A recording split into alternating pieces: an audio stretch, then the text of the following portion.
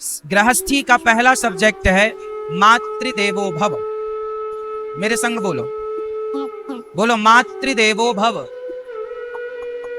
गृहस्थी का पहला विषय है मातृदेवो भव। अपनी माँ की, अपनी सासू माँ की इतनी सेवा करो कि कम से कम सेवा में 33 नंबर मिल जाएं पास होने के लिए। दूसरा विषय पितृदेवो भव। मातृदेवो भव, पितृदेवो भव। अपने पिता की, अपने ससुर की इतनी सेवा करो कि कम से कम 33 नंबर मिल जाएं आपको गृहस्थी में पास होने के लिए। दूसरा सब्जेक्ट। तीसरा मातृदेवो भव पहला, पितृदेवो भव दूसरा, अतिथि देवो भव। क्या है?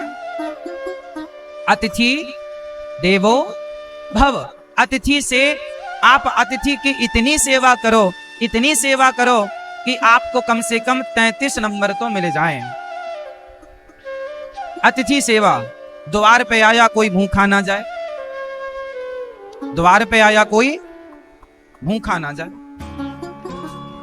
जब कोई अतिथि आए तो ये मानकर उसका स्वागत करना चाहिए कि हमारे घर भगवान आए हैं। इस भाव से अतिथि का स्वागत करना चाहिए। चाहे कोई भी आए, तुम्हारे मौसा आए, मौसी आए, बुआ आए, भांजे आए, कोई आए, सब अतिथि हैं।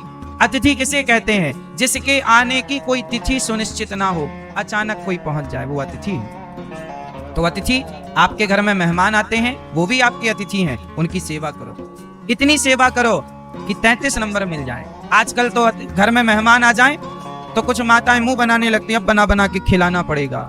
ना मेरी माँ, आपके हाथों की रोटी, आपके हाथों की दाल, आपके हाथों का चावल बना हुआ जब भोग लगता भगवान को और कोई खा रहा हो तो खुश होना चाहिए कि इस रूप में हमारे भोजन को ठाकुर जी ही भोग लगाने आए हैं। इस रूप में, ना जाने किस रूप में नारायण मिल जाए, बना करके खिलाने में प्रसन्नता रखनी चाहिए।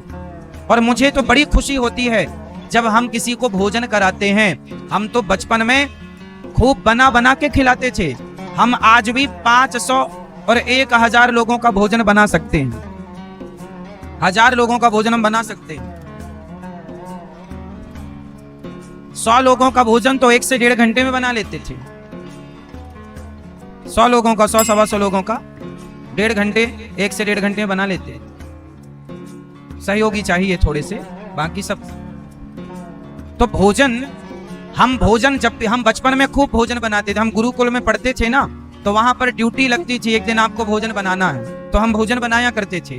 तो हम जब भोजन बनाया करते थे तो बड़ी प्रसन्नता से बनाते थे कि चलो ये हमारा सौभाग्य है कि आज हमारे हाथों की रोटी भगवान जी को भोग लगेंगी, आज हमारे हाथों की बनी दाल ठाकुर जी खाएं, आज हमारे हाथों के बने चावल का भोग ठाकुर जी को ले। ये सौभाग्य। लेकिन कुछ लोग रोते हैं, अरे हमको बनाना पड़ रहा है। स्त्री हो, भोजन नहीं बनाओगी तो अन्नपूर्णा कैसे कहलाओगी? तुम्हारा तो काम ही है द्वार पे आए अतिथि को संतुष्ट करना। इसलिए ये जिम्मेदारी स्त्री की है। राशन पानी लाके रखना पुरुष की जिम्मेदारी है, पर बना के खिलाना। माता यशोदा पिछले जन्म में कौन थी जानते हैं? धरा। माता यशोदा का नाम था धरा पिछले जन्म में। ये खूब अतिथि की सेवा किया करती थी। कोई भी आ जाए भूखा ना जाए, कोई भी आ जाए भरपेट भोजन करे, खूब खवाती थी। एक दिन इनके घर में संत आए, पर ऐसे समय पर आए जब इनके घर में खाने को रोटी नहीं थी। तो ये बगल में कोई सेठ साहूकार रहे, उनके पास ये भोजन लेने गई। भैया, हम जंगल की लकड़ी बेचकर तुम्हारा सारा पैसा चुका देंगे, तुम बस एक बार हमें कुछ पैसे उधार दे दो। हम जंगल की लकड़ियां काटकर बेचकर पूरा पैसा चुकाएंगे, तुम कुछ पैसे उधार दे दो। वो आदमी बोला, मैं उधार नहीं दूंगा, तुम्हें गिरवी रखना पड़ेगा। अब गिरवी रखें क्या? पहले ही सारा खत्म हो चुका था। गिरवी रख रख के संतों की सेवा खूब करती थी। वो आदमी ना नियत का खोटा था। धरा बड़ी सुंदर थी। उसने कहा कि तुम बहुत सुंदर हो, यदि तुम अपने ये स्तन मुझे दे दो तो मैं तुम्हें खूब सारा पैसा दे सकता हूँ। माता धरा से उन्होंने, उस सेठ ने, उस व्यक्ति ने स्तनों की डिमांड की, तुम अपने स्तन हमें दे दो। मतलब उसने, उसकी नियत बिगड़ गई और गलत भाव से उसने माता धरा को देखा और स्तनों की मांग कर दी।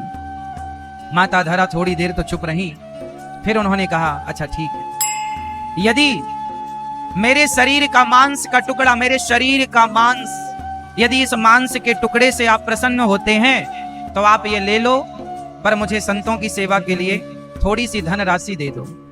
वो आदमी बड़ा खुश हुआ कि चलो बात बन गई। माता धरा ने कहा ठीक है, मैं तैयार हूं। पास में चाकू पड़ी थी, चाकू उठाई माता धरा ने, फिर पूछा तुझे मेरे स्तन ही चाहिए ना? बोला हाँ, तुम्हारे स्तन मुझे बड़े प्रिय लग रहे हैं। तो माता धरा ने उठाई चाकू और अपने स्तनों को काट दिया चाकू से, और स्तनों को काट करके उसकी तराजू में रखा। भैया तुम्हें मेरे स्तन चाहिए थे ना, ये रहे स्तन, अब तुम ये स्तन ले लो, पर मेरे द्वार पर संत खड़े हैं, भूखे ना चले जाएं, गृहस्थ हो ना, अतिथि देवो भव, हमें कुछ राशन दे दो, कुछ पैसे उधार चाहिए। सेठ अवाक रह गया, उसने पैसे दिए, स्तनों के बदले में पैसे माता ने लिए, बाजार से सामान खरीदा, संतों को प्रसादी तैयार कराई, भोग लगाया, और संतों को जब प्रसादी बनाकर खिलाई तो संतों ने देखा कि धरा का पूरा शरीर लहू लुहान था, खून ही खून, चारों ओर रक्त ही रक्त। संतों ने कहा देवी ये रक्त कैसा? बोले हमारे पास कुछ था नहीं, तो हमने अपने शरीर के अंग दे करके और भोजन की व्यवस्था की है। अब तो संत बड़े दुखी हुए। राम राम, आपने संतों के लिए, अब सोचो कांटा लग जाए तो कितना दर्द होता है, और जो अपने स्तनों को काटे हो, चाकू से काटा, कितना दर्द होगा। वो सारा दर्द केवल इसलिए सहा कि मेरे द्वार पर आए संत भूखे ना चले जाए, अतिथि भूखा ना चला जाए। अतिथि देवो भव। और जब अतिथि की सेवा इस प्रकार धरा ने की तो वो संतों से भगवान प्रकट हो गए। वाह देवी, हम तो आपकी परीक्षा लेने आए। भगवान चरणों में प्रणाम करते हैं, माँ मैं आपका ऋणी हो गया, अगले जन्म में मैं आपका पुत्र बनकर, आपका दूध पीकर इस जन्म का मैं आपका ऋण चुकाऊंगा अगले जन्म में। वही धरा यशोदा बनी और वही भगवान कृष्ण बनकर मैया की गोद में खेल रहे हैं। यह है अतिथि की सेवा का फल। इसलिए हम आपसे कहते हैं अतिथि की सेवा। इसलिए वृंदावन में ये दास अनिरुद्ध गौरी गोपाल आश्रम में गौरी गोपाल जी की रसोई और अन्न क्षेत्र की सेवा करता है। वृंदावन में गौरी गोपाल आश्रम में जितने लोग आते हैं पूरे दिन भर सबको भरपेट भोजन की व्यवस्था होती है, क्योंकि गृहस्थ होना तो गृहस्थ का धर्म है अतिथि की सेवा करना। आप भी वृंदावन आइएगा तो प्रसाद पाने गौरी गोपाल जी की रसोई आइएगा। वो प्रसाद है भगवान का प्रसाद, ठाकुर जी का दिव्य महाप्रसाद है। भगवान जब खाते हैं ना तो भगवान का खाया प्रसाद होता है, और भगवान के खाए को जब कोई भक्त खाए तो वो महाप्रसाद हो जाता है। तो गौरी गोपाल भगवान की रसोई का वो महाप्रसाद है, वो महाप्रसाद क्या है वो? आप आइएगा, अतिथि सेवा, सेवा करते रहो, करते रहो, निष्कपट भाव से करो, निष्काम भाव से करो, भगवान फल देंगे, संसार फल देना दे। आप कहते हैं महाराज जी हम सबके साथ अच्छा करते हैं, हमारे साथ बुरा होता ना, ये प्रश्न ही गलत है। लोग कहते हैं हम सबके साथ अच्छा करते हैं, हमारे साथ बुरा हो, नहीं, ये सवाल गलत है। जो सबके साथ अच्छा करता है उसके साथ कभी भगवान बुरा होने ही नहीं देते। हाँ ये सही है कि आप जिनके साथ अच्छा करेंगे जरूरी नहीं है कि वो लोग आपके साथ अच्छा करें, वो नहीं करेंगे आपके साथ अच्छा, लेकिन आपने अच्छा किया है तो भगवान आपके साथ अच्छा करेंगे, क्योंकि तू कर्म कर फल भगवान देंगे। आप लोग गलत उम्मीद करते हैं, आप सोचते हैं कि मैंने तेरे साथ अच्छा किया है तू भी मेरे साथ अच्छा कर ना, कर्मों का फल इंसान नहीं देता। तू अच्छा कर्म कर, कर्मण्येवाधिकारस्ते मा फलेषु कदाचन। भगवान कहते हैं तू कर्म कर, तू सबके साथ अच्छा कर, तेरे साथ अच्छा होगा, मैं गारंटी लेता हूं। दुनिया बिगाड़ना चाहे लाख आपका, कोई बिगाड़ नहीं सकता, बस आपकी नीति और नियत अच्छी होनी चाहिए। हृदय से आप परोपकार कीजिए, भलाई कीजिए, सेवा कीजिए, फल भगवान देंगे। मेरी माँ सेवा करो, भोजन करने के पहले किसी को भोजन कराओ, ये गृहस्थी का धर्म है। इसलिए आपसे कहता हूं पुरुषोत्तम माह चल रहा है, एक दिन की प्रसादी सेवा अपनी ओर से गौरी गोपाल जी का अन्न क्षेत्र रसोई आप अपनी ओर से बंटवाओ, अपने बेटे के नाम से बंटवाओ, अपने पूर्वजों के नाम से बंटवाओ, अपने पत्नी पति बेटा बेटी के नाम से पुण्य करो, दान करो, अन्न दान सेवा करते रहो सेवा। ये सेवाएं करने का मौका भी सबको नहीं मिलता साहब। ईश्वर ने कभी बुद्धि दी, प्रेरणा दी और सामर्थ्य दिया तो आप कर पाएंगे, वरना कितने लोग ऐसे होते हैं जो करने की इच्छा तो रखते हैं पर उनके पास धन नहीं होता। कुछ लोगों के पास धन होता है तो मन नहीं होता, किसी के पास धन है तो करने का भाव नहीं है, किसी के पास करने का भाव है तो धन नहीं है, और जिसके पास धन भी है और करने का भाव भी है, समझ लो उस पर भगवान की बहुत बड़ी कृपा है। इसलिए जीवन में जब पुण्य करने का अवसर मिले, अच्छे कार्य करने का मौका मिले, कर लेना चाहिए। जैसे हमारी मैया जी ने, मैया हमारी राजकुमारी मैया ने बिल्कुल देर नहीं लगाई। मैया के मन में भाव जागा कि भागवत सुननी है, लो। भैया पुरुषोत्तम जी के मन में भाव जागा भागवत करानी है, उन्होंने टाला नहीं कल पर, क्योंकि अच्छे कार्य को आज कर लेना चाहिए, बुरे कार्य को कल पर टाल देना चाहिए। इन्होंने सोचा कि पुरुषोत्तम माह आ रहा है, एक बार आता है 3 वर्ष के बाद, अगले 3 वर्ष बाद भी आएगा, लेकिन इस बार ही हमें सुनना है। संकल्प किया और इनके पुण्य से आप हजारों लाखों लोगों को भागवत मिल रही है। ये पुण्य है इनका, बिना पुण्य के सत्संग नहीं मिलता। तो मेरी माँ, इसलिए हम आपसे कह रहे हैं कि अतिथि देवो भव, मातृ देवो भव, पितृ देवो भव, अतिथि देवो भव, आचार्य देवो भव। आचार्य देव कौन है? गुरु। आप अपने गुरु जी की इतनी सेवा तो करना कि कम से कम 33 नंबर आपको मिल जाए। तो माता की इतनी सेवा करना कि 33 नंबर कम से कम, ज्यादा तो 90 नंबर लाओ, 100 पूरे पूरे लाओ, है ना। जैसे कि हमारे भैया श्री जितेंद्र भैया, ये भी अपने माँ बाप की खूब सेवा करते हैं और खूब करते हैं और आगे भी खूब करेंगे, क्योंकि संस्कार ऐसे हैं। तो सबसे बड़ा धन, आपके पास पैसा कितना है साहब वो अलग विषय है, लेकिन आपका बेटा आपका कितना बड़ा आज्ञाकारी है। यदि आपका बेटा आज्ञाकारी है तो वही आपका सबसे बड़ा धन है, सबसे बड़ा धन। वरना पैसा बहुत है पर बेटा सुनता नहीं है, यहां बुलाओ वहां जाता है। इसलिए इस धरती पर सबसे धनवान कौन? जिसकी पत्नी आज्ञाकारी हो और जिसका पुत्र आज्ञाकारी हो, वो व्यक्ति इस धरती का सबसे अमीर व्यक्ति है। जिसकी पत्नी और पुत्र आज्ञाकारी हो। इसलिए अपने बच्चों को यही संस्कार दीजिएगा। पैसा तो कमा ही लेंगे, लेकिन तो 4 विषय हमने बताए आपको। गृहस्थी के कितने सब्जेक्ट, अभी और बाकी, अभी और बताएंगे, अभी इतने याद कर लो। गृहस्थी के कितने विषय, अभी कितने सुने आपने? 4। पहला क्या था? जोर से, मातृदेवो भव। अपनी माँ और सासू माँ की कितनी सेवा करोगे? कम से कम कितने नंबर लाना है? जोर से। पिता की, ससुर की कितनी सेवा करेंगे? कितने नंबर लाना है? कम से कम 33। और अतिथि की सेवा कितनी करेंगे? कितने नंबर लाना है? कम से कम 33। और गुरु जी की कितनी सेवा करेंगे? गुरु जी की बात कितनी मानेंगे? कि कम से कम 33 नंबर आ जाएं। ये तो हो गए 4 विषय। अब और विषय हैं गृहस्थी के। गृहस्थी में एक सबसे मुख्य विषय ये है कि पुरुष अपनी पत्नी की हर इच्छा का ख्याल रखे और स्त्री अपने पुरुष मतलब पति की हर इच्छा का ख्याल रखे। मतलब ये हुआ कि पुरुष अपनी पत्नी को प्रसन्न रखे और पत्नी अपने पति को प्रसन्न रखे, दोनों एक दूसरे की प्रसन्नता में ही प्रसन्न रहें। ये गृहस्थी का 5वां विषय है कि इतने अपनी पत्नी से इतना प्रेम कर लेना, उसकी इच्छाएं पूरी कर लेना और अपने पति से प्रेम करके उसकी इच्छाएं पूरी कर लेना, इतनी कि कम से कम 33 नंबर तो मिल जाए। गृहस्थी में रहो ना तो प्रेम से रहना चाहिए, लड़ाई और झगड़े के साथ नहीं, हंसी और खुशी के साथ। एक दूसरे के काम आओ, एक दूसरे के सुख में दुख में सहयोगी बनो और इतने सहयोगी बनो कि कम से कम 33 नंबर तो मिल जाए। तो ये गृहस्थी का 5वां सब्जेक्ट है, हाँ या ना। और गृहस्थी का 6ठा सब्जेक्ट और अंतिम सब्जेक्ट, गृहस्थी में रहकर पति पत्नी संग में इतना पुण्य कर लो, इतना दान पुण्य यज्ञ तीर्थ जप तप कर लो कि कम से कम 33 नंबर मिल जाए तो भवसागर से पार हो जाओ, क्योंकि आगे भी तो चलना है। तो गृहस्थी में रह के इतना कर लो कि 33 नंबर मिल जाए। तो कितने सब्जेक्ट हो गए गृहस्थी के?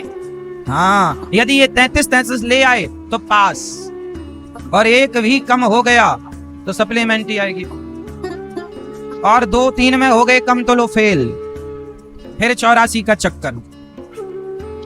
आजकल के गृहस्थियों का ना एक विषय बड़ा मजबूत, उसमें ना वो 90 नंबर ला रहे हैं। आजकल के गृहस्थी लोग बताओ, एक विषय में 90 नंबर ला रहे हैं और बाकी विषयों में 0 है। बताओ कौन सा विषय है जिसमें 90 नंबर ला रहे हैं? बोलो। जितना मैंने अनुभव किया है संसार का, उतना मैं आपको समझाता हूं। आजकल के छोरा, आजकल के लोग, कुछ शादी हुई के पत्नी को लेके भाग जाते हैं, दूसरी जगह शिफ्ट हो जाते हैं, दूसरे सोसाइटी में, दूसरे मकान पर, दूसरे घर पर शिफ्ट, और बस पत्नी के तलवे चाटते रहते हैं। माँ से मतलब नहीं, पिता से मतलब नहीं, समाज से मतलब नहीं, धर्म से कोई लेना देना नहीं, बस पत्नी, हम दो हमारे दो। पत्नी से खूब प्यार है, इनको 33 नंबर तो मिलेंगे, पर एक विषय पर।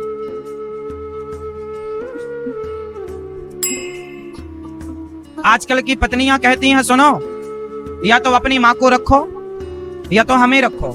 तो पति बोलता है, हम तुम्हारे बिना कैसे रहेंगे जानू, एक काम करो, बुढ़िया कोई हटाओ, ये कुछ मतलब की नहीं है। तो वो अपनी जानू के साथ रहने लगता है और माँ से कोई मतलब नहीं, बूढ़ी हो गई है माँ, तो वृद्धाश्रम भेज देता है। ऐसा हो रहा है, जो हो रहा हम वो बता रहे हैं आपको। आप लोग में से कोई तो नहीं करता ऐसा? तो ऐसा होता है, तो ये बड़ी अच्छी बात नहीं है। गृहस्थी में रहना है तो पत्नी का भी ख्याल रखो। हम ये नहीं कहते पत्नी को छोड़ दो, लेकिन पत्नी को यदि रखे हो, पत्नी की जिम्मेदारियां पूरी करना आपका धर्म है, बच्चों की जिम्मेदारियां पूरी करना आपका धर्म है, तो माँ की जिम्मेदारी पूरी करना फिर किसका धर्म है? पिता की जिम्मेदारियां पूरी करना फिर किसका धर्म है? फिर गृहस्थी होना भाई, तो गृहस्थी चारों तरफ देखना पड़ता है।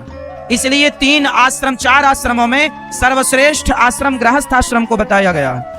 ब्रह्मचर्य, वानप्रस्थ और संन्यास, इन तीनों में से सर्वश्रेष्ठ आश्रम है गृहस्थ आश्रम। लेकिन गृहस्थी जब विधिवत पूरी हो, तो विधिवत पूरी हो, कैसी पूरी हो मेरी मां? विधिवत। सुखदेव भगवान राजा परीक्षित जी से कह रहे हैं कि राजन, करदम जी की गृहस्थी पूरी हुई और करदम जी जाने लगे। आप लोगों से हम प्रार्थना करते हैं कि आप लोगों की भी गृहस्थी पूरी हो जाए, तो आप भी अपना मन हटाओ गृहस्थी से और गोविंद में मन लगाना, घर में ना पड़े रहना। और हम आपको एक बात और बताएंगे, गृहस्थी पूरी हो जाए तो दोनों पति पत्नी तीर्थ यात्रा पर निकल जाना। 1 महीना जगन्नाथ जी रहो, 1 महीना रंगम जी रहो, श्री रंगम, 1 महीना बद्रीनाथ जी रहो, 1 महीना आप द्वारिका जी रहो, 1 महीना वृंदावन, 1 महीना अयोध्या जी, 1 महीना हरिद्वार। ऐसे तीर्थों में सारी जवानी भर पैसा कमाओ, पैसा कमाओ, थोड़ा बच्चे को दे दो, काम शुरू कर भाई, और अपना कमाओ। और अब सारा पैसा बेटे को मत देना, अपने पास रखो, बुढ़ापे में उसी पैसे से तीर्थ यात्रा करेंगे, दान पुण्य करेंगे। बेटे को टैलेंट दे दो, तू कमा के खा भैया, हमारे कंधे पर कब तक नाचेगा? इसलिए तू कमा, तेरे को टैलेंट दे दिए, पढ़ा लिखा दिए, कमा, पैसे अपने पास रखो और तीर्थ यात्रा, दान पुण्य, सेवा, परोपकार, बुढ़ापा तीर्थों में भ्रमण करते हुए निकालो। जब तीर्थों से लौट के आओगे 2-4 महीने बाद, तो बहू बादाम का हलवा खवाएगी और दिन भर पड़ी रहती हो घर पे ही, वो भी सोचती होगी बुढ़िया कहीं जाती ही नहीं। तो आप भी थोड़ा जाया वाया करो, बुढ़ापे में ना ज्यादा घर में ना रहा करो, घर से मन हटाना है, घर में रहोगे तो मन हटेगा नहीं। इसलिए वृंदावन धाम, इसलिए हमारे ऋषि मुनियों ने धाम बनाए हैं कि बुढ़ापे में धामों में जाओ। लेकिन आजकल के लोग जाते ही नहीं, घर से निकलते ही नहीं, यहीं रहेंगे। और हम आपसे एक बात और कहते हैं, घर पे तो मरना मत,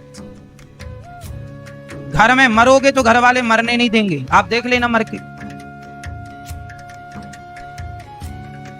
मैया घर में आप मरना मत, कान खोल के सुन लेना, घर वाले मरने नहीं देंगे। जब आप मरने की स्थिति में, एक बार हैदराबाद में एक सज्जन मर रहे थे, अभी पूरे मरे नहीं थे कि रिश्तेदार आ गए, हिलाने लगे, भैया हमें पहचानो, हमें हमें। ये जितने रिश्तेदार आएंगे सब यही कहेंगे हमें पहचानो। कोई ना कहेगा कि कृष्ण को पहचानो, भगवान को पहचानो, कोई ना कहेगा तुम्हारे भले की बात, सब कहेंगे हमें पहचानो। सारी जिंदगी नहीं तो पहचाने। और अब ये मरते समय भी क्या कि कोई सिर हिला रहा, कोई कंधा हिला रहा, कोई पांव हिला रहा, और इतनी भीड़ भाड़ कर लेते हैं। कई बार तो धक्का मुक्की इतनी होती है, बूढ़े आदमी के ऊपर गिर जाते हैं। एक सज्जन के ऊपर गिर गए, वो गिरने से निपट गए। इसलिए हम कहते हैं घर में मरना ठीक नहीं। घर में मरोगे तो घर में भी नहीं मरोगे, हॉस्पिटल में मरोगे। आजकल तो जन्म लेना और मरना दोनों एक ही जगह है ना। मरना कहां, मरना भला है दूर का। कहां मरना चाहिए? जहां ना अपना कोई। मरना वहां चाहिए जहां अपना कोई ना हो। क्यों? अरे अपने होंगे तो कहेंगे हमें पहचानो, हमें पहचानो, और अपना कोई ना होगा तो आप भगवान के आश्रित रहेंगे। भगवान का चिंतन करते करते आपके प्राण निकलेंगे। और जब भगवान के चिंतन में प्राण निकलेंगे तो भगवत धाम प्राप्त होगा। और इनका, और ये अच्छा ये बताओ कि आपके मरने पर किसे फर्क पड़ेगा? जब आप मर जाएंगे तो किसका क्या बिगड़ेगा, मुझे बताना जरा। किसे फर्क पड़ेगा? जो लोग कहते हैं ना हमारे बाद क्या होगा, साहब बढ़िया होगा, तुम तो जाओ। कुछ ना रुका किसी का, किसी का कुछ ना रुकेगा। हमारे पहले भी ये संसार था, हमारे बाद भी ये संसार जस का तस रहेगा। कितने आए हम जैसे और कितने चले गए, क्या बिगड़ा बताओ। इसलिए ये अभिमान ना रखो कि हमारे बाद क्या होगा, सब बढ़िया होगा। इसलिए आप तो भगवान का चिंतन करो, भगवान की शरण में रहो, और घर में तो मरना ही मत। घर वाले, अच्छा जो आदमी घर पे मर जाता है ना, मैं आपको बिल्कुल सही बात बता रहा हूं। आपके हैदराबाद में ऐसा होता है क्या? जब आदमी कोई मर जाता है ना, शाम को जब कोई मरता है तो रात भर उसे रखते हैं, ऐसा यहाँ होता है।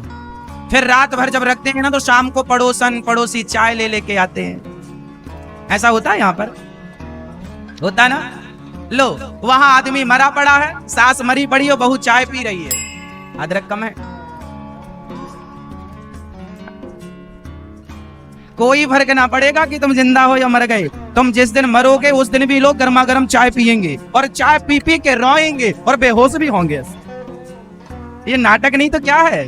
जिसे तुम असली जिंदगी कह रहे थे वो नाटक है। तुम नाटक नौटंकी को असली मान बैठे, हम क्या करें? ये संसार का प्यार करना, ये मेरा, ये मेरा, ये सब नाटक है, कोई किसी का नहीं है साहब। अपने यहां हृदय में हाथ रख के कोई बताए कि मेरा ये है, कोई किसी का नहीं है। ये दुनिया जितनी है ना सब स्वार्थी है साहब। स्वार्थ लाग करें सब प्रीति, सुर नर मुनि जन की यह रीति। आपके दिन अच्छे हैं, 4 पैसे हैं तो 4 लोग खड़े हैं। समय अच्छा ना हो, 2 पैसे ना हो ना तो अपने भी छोड़कर चले जाते हैं। इसलिए ये सब बातें कहने में अच्छी लगती हैं, ये मेरा वो मेरा, कोई नहीं है। इसलिए इस चक्कर में ना रहो, इस भूल में ना मरो, ना रहो कि ये मेरा, कोई नहीं। आप कहते हो ये घर मेरा, ये जमीन मेरी। चलो बताओ, जिस घर में आप रहते हैं उस घर में वो जमीन जो आपके नाम पर रजिस्टर्ड है, वो जमीन आज से आपके पहले किसकी थी? किसी और की नाम पर थी, उसके नाम की रजिस्ट्री थी, उसके पहले किसी और, उसके पहले किसी और। जरा बताओ कि जिस घर पर आप रहते हो जमीन पर, वो जमीन आपके पहले किसी के पास थी, उसके पहले किसी के पास, उसके पहले, सबसे पहले वो जमीन किसकी थी? बोलो, सबसे पहले वो जमीन किसकी थी? जिस जमीन को आप कहते हैं ये जमीन मेरी है, ये प्रॉपर्टी मेरी है, ये जायदाद मेरी है, बताओ सबसे पहले वो किसकी थी? सबसे पहले वो किसके नाम पर थी? भगवान की थी। बाद में क्या हुआ? उसी जमीन को आपने कहा ये मेरी है, उसी को आपके बाप दादे कहते गए मेरी है, उसी को उनके बाप दादे कहते गए मेरी है। बताओ वो किसकी है? वो जहां की तहां पड़ी है, और तुम्हारे कहने वाले अपने लोग सब चलते गए, चलते गए, मेरा मेरा करने वाले मरते गए, वो जहां की तहां। गलत फहमी में जी रहे हो आपके। ये मेरा, मेरा क्या है? मेरे तो गिरधर गोपाल दूसरो न कोई, गोविंद मेरो है। इसलिए कहता हूं एक भगवान से नाता जोड़ना स्टार्ट कीजिए।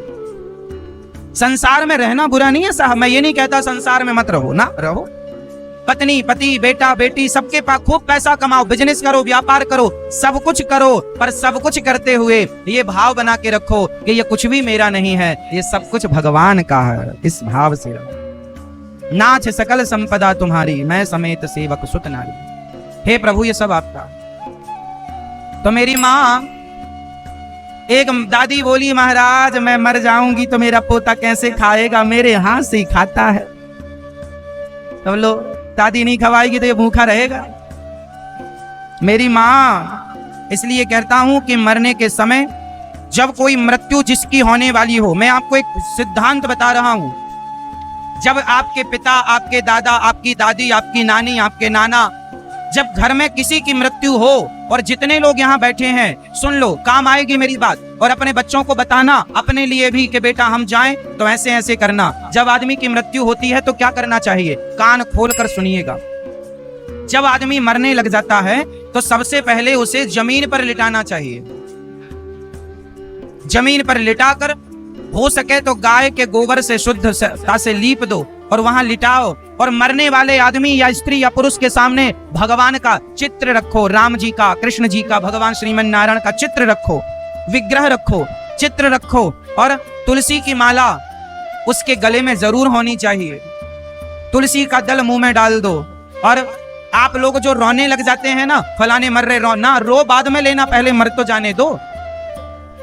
अभी सामने भगवान का चित्र रखो और कीर्तन करो, श्रीमन नारायण श्रीमन नारायण, श्री कृष्ण गोविंद हरे मुरारी, हे नाथ नारायण वासुदेव। जब मरने वाले व्यक्ति के कान में भगवान का नाम सुनाई पड़ेगा और वो नाम सुनते सुनते जाएगा तो उसकी सदगति हो जाएगी, वो दुर्गति से बच जाएगा। और आप लोग क्या करते हैं, अभी मरा नहीं, रोना चालू हो गया, तुम्हारे रोने से क्या होगा, वो जिंदा हो जाएगा। मूर्खों की तरह, पागलों की तरह व्यवहार करते हो। कीर्तन करो, भगवान का नाम जपो और भगवान से प्रार्थना करो। इतना तो करना स्वामी, जब प्राण तन से निकले, गोविंद नाम लेकर मेरे प्राण तन से निकले।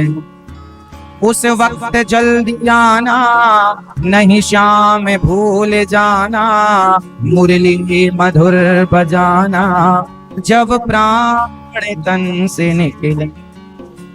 पीतांबरी कसी हो, होठों में कुछ हंसी हो, छवि मन में ये बसी हो, जब प्राण तन से निकले।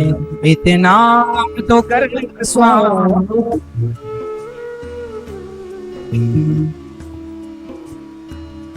तो मरते समय भगवान का चिंतन, और जब कोई आदमी मर जाए तो तुलसी की माला जरूर उसके गले में होना चाहिए। और जब वो चिता में जल रहा हो तो आप ये ध्यान रखें कि जो व्यक्ति चिता में जल रहा हो उसकी चिता में इतना सा ही क्यों ना हो, तुलसी का तिनका, तुलसी सूखी, जब आपके घर में तुलसी सूख जाती है ना तो तुलसी फेंका ना करो, सूखी हुई तुलसी की लकड़ी रख लो। और जब किसी के अंतिम संस्कार में जाओ ना तो तुलसी की लकड़ी लेकर जाना चाहिए और उसकी चिता पर फेंक देना चाहिए।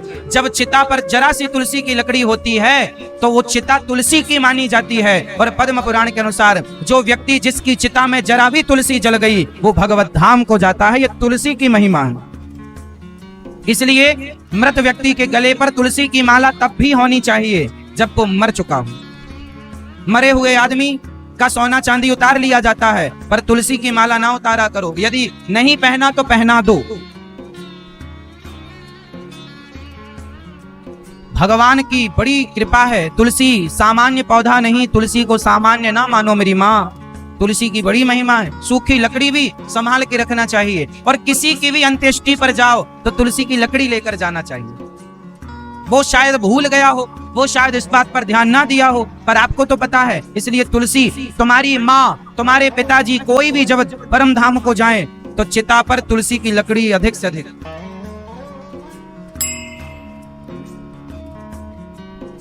इसलिए मरते समय भगवान का स्मरण बनाए रखो। और मरने के लिए उस इंतजार में ना बैठो मरते ही समय जाप करेंगे। अभी से बेटा बेटी नाती पोता सबसे मन हटाओ और अभी से मन भगवान के श्री चरणों में लगाओ।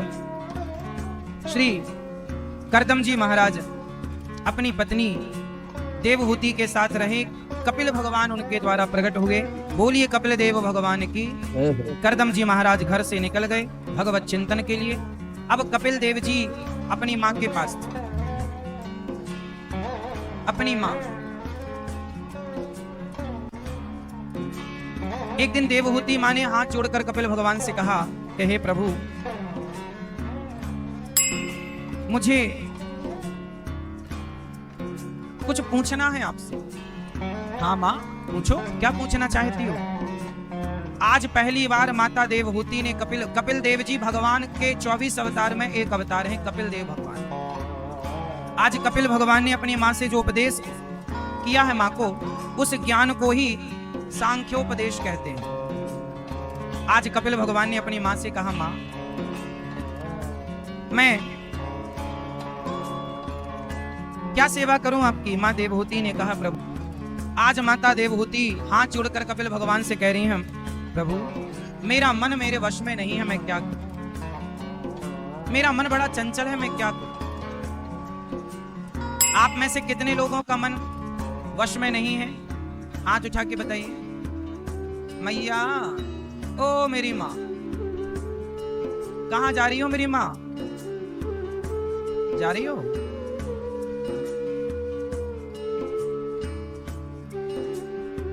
ध्यान से सुनिए और एकाग्रता। अब जो हम उपदेश, जो बात कहने जा रहे हैं आपको, जो दिव्य ज्ञान देने जा रहे हैं, वो ज्ञान भगवान कपिल देव जी का है माता देवहूति के लिए। बहुत ध्यान से सावधान होकर सुनिए, जो जहां है वहीं से सुने। कपिल भगवान से मां ने कहा कि मेरा मन मेरे वश में नहीं है, मैं क्या करूं?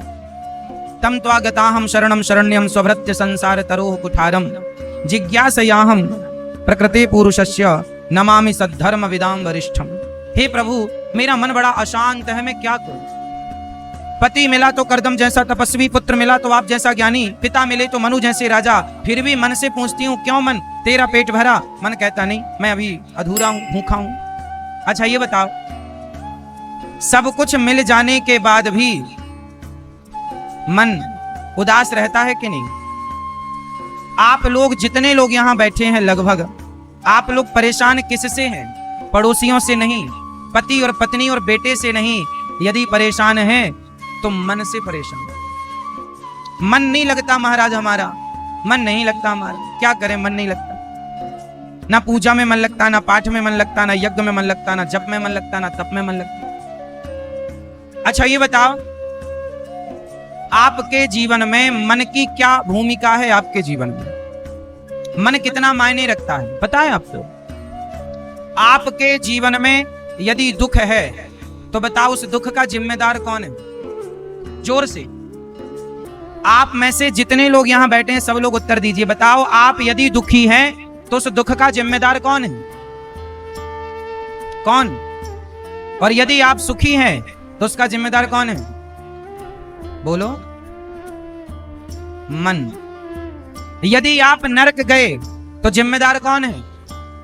जोर से। मन। और यदि आप वैकुंठ गए, मोक्ष को प्राप्त हुए, तो जिम्मेदार कौन है?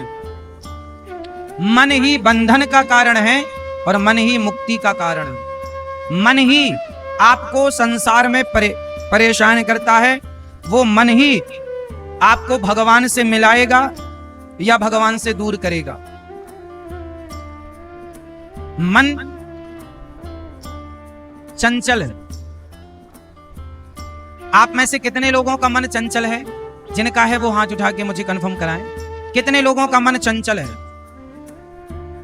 मैया, आपका मन चंचल नहीं है तो हाथ उठाओ। मेरी माँ, दादाजी, आपका मन चंचल है? देखो, बूढ़े बूढ़े लोगों ने भी हाथ उठाए हैं। इसका मतलब यह है कि मन बुढ़ापे में भी चंचल ही रहता है। बुढ़ापे में भी मन को वश में करना कठिन है। मन को वश में कौन कर सकता है? अच्छा बताओ, इस संसार में सबसे सुखी कौन है? जिसका मन वश में है वो, या जिसका मन वश में नहीं है वो? इस संसार में सबसे सुखी वही हो सकता है हमारा भारत। हम भारतीयों ने कभी किसी देश को जीतने की कोशिश नहीं की आज तक की हो तो बता। हमने कभी पाकिस्तान को जीतने की कोशिश नहीं की। कोशिश कर लेंगे तो उसी दिन जीत लेंगे। हमने कभी लंदन, अमेरिका, जापान, चाइना को जीतने की कोशिश नहीं की। क्यों? क्योंकि हम भारतीय लोग हैं, हम देशों को नहीं जीतते, हम तो मन को जीतने की कोशिश करते हैं। हमारी परंपरा जो है वो मन को जीतने वाली परंपरा। हम किसको जीतते हैं? और जिसने मन को जीत लिया, जिसने खुद को जीत लिया, उसने सबको जीत लिया। जो अपने को जीत गया वो सबको जीत गया, और जो अपने से हार गया वो सबसे हार गया। रावण राम से बाद में हारा, रावण पहले अपने मन से हार गया। हाँ या ना? राम रावण से बाद में जीते, राम पहले अपने मन से जीत गए। इसलिए पूरा खेल मन का है। इसलिए इस विषय की गंभीरता को थोड़ा गंभीरता से ही सुनिएगा। बड़ा गहरा ज्ञान का सब्जेक्ट है, ये विषय बड़ा गहरा है, कठिन है, इसलिए लोग इसे सुनते कम है। पर हम सरल ढंग से सुनाएंगे तो आपको समझ में आ जाएगा। मन की गति है अटपटी, झटपट लखे न कोय, और मन की जब खटपट मिटे तो झटपट दर्शन होए। ये मन बड़ा चंचल है।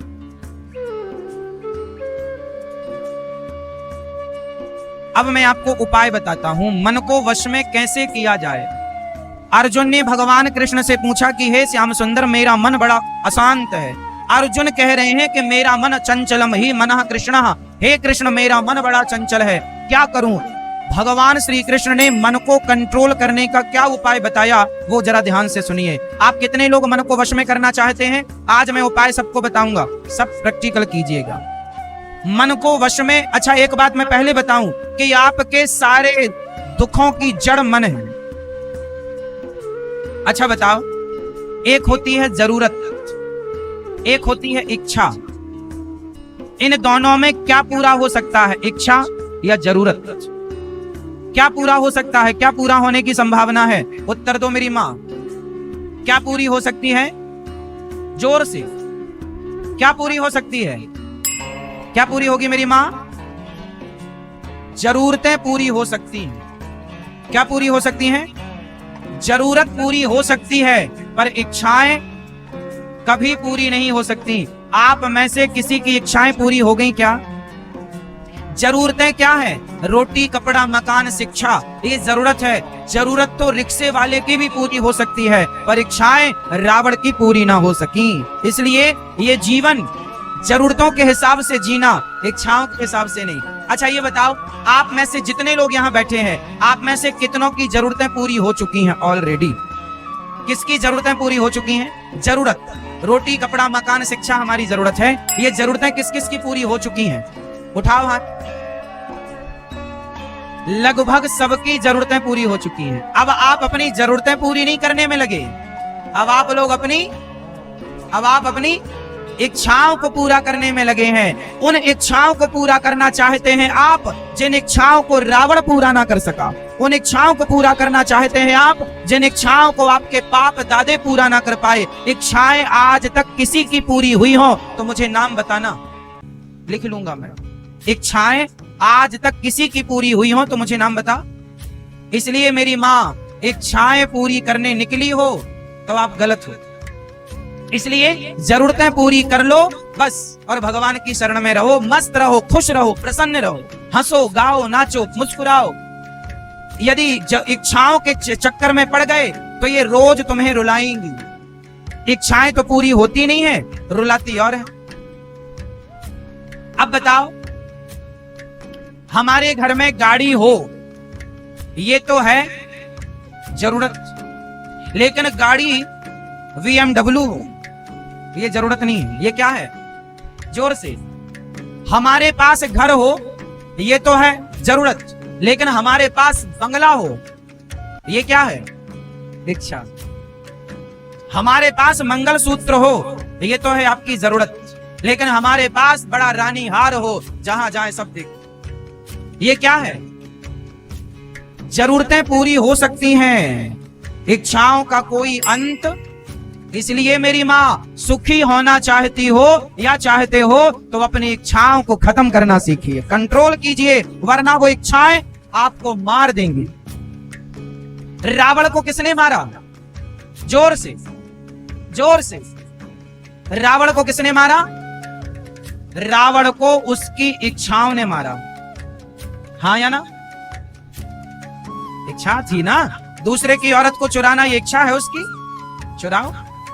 तो रावण को किसने मारा? इच्छाओं ने। सूप न खा के नाक और कान किसने काटे? उसकी इच्छाओं ने। शादीशुदा होकर कह रही है मैं कुंवारी हूं, हमसे ब्याह कर लो, खुद अपने लिए लड़का देखने जा रही है, और एक ने मना कर दिया तो दूसरे के पास जा रही है, और दूसरे ने मना किया तो फिर पहले के पास आ रही है। इसलिए लक्ष्मण जी को लगा ये तो नक कटी ही है, इसकी नाक ही काटना चाहिए। इसलिए इच्छाओं का कोई अंत नहीं। इसलिए इच्छाएं आप क्या करेंगे, बड़ी या छोटी?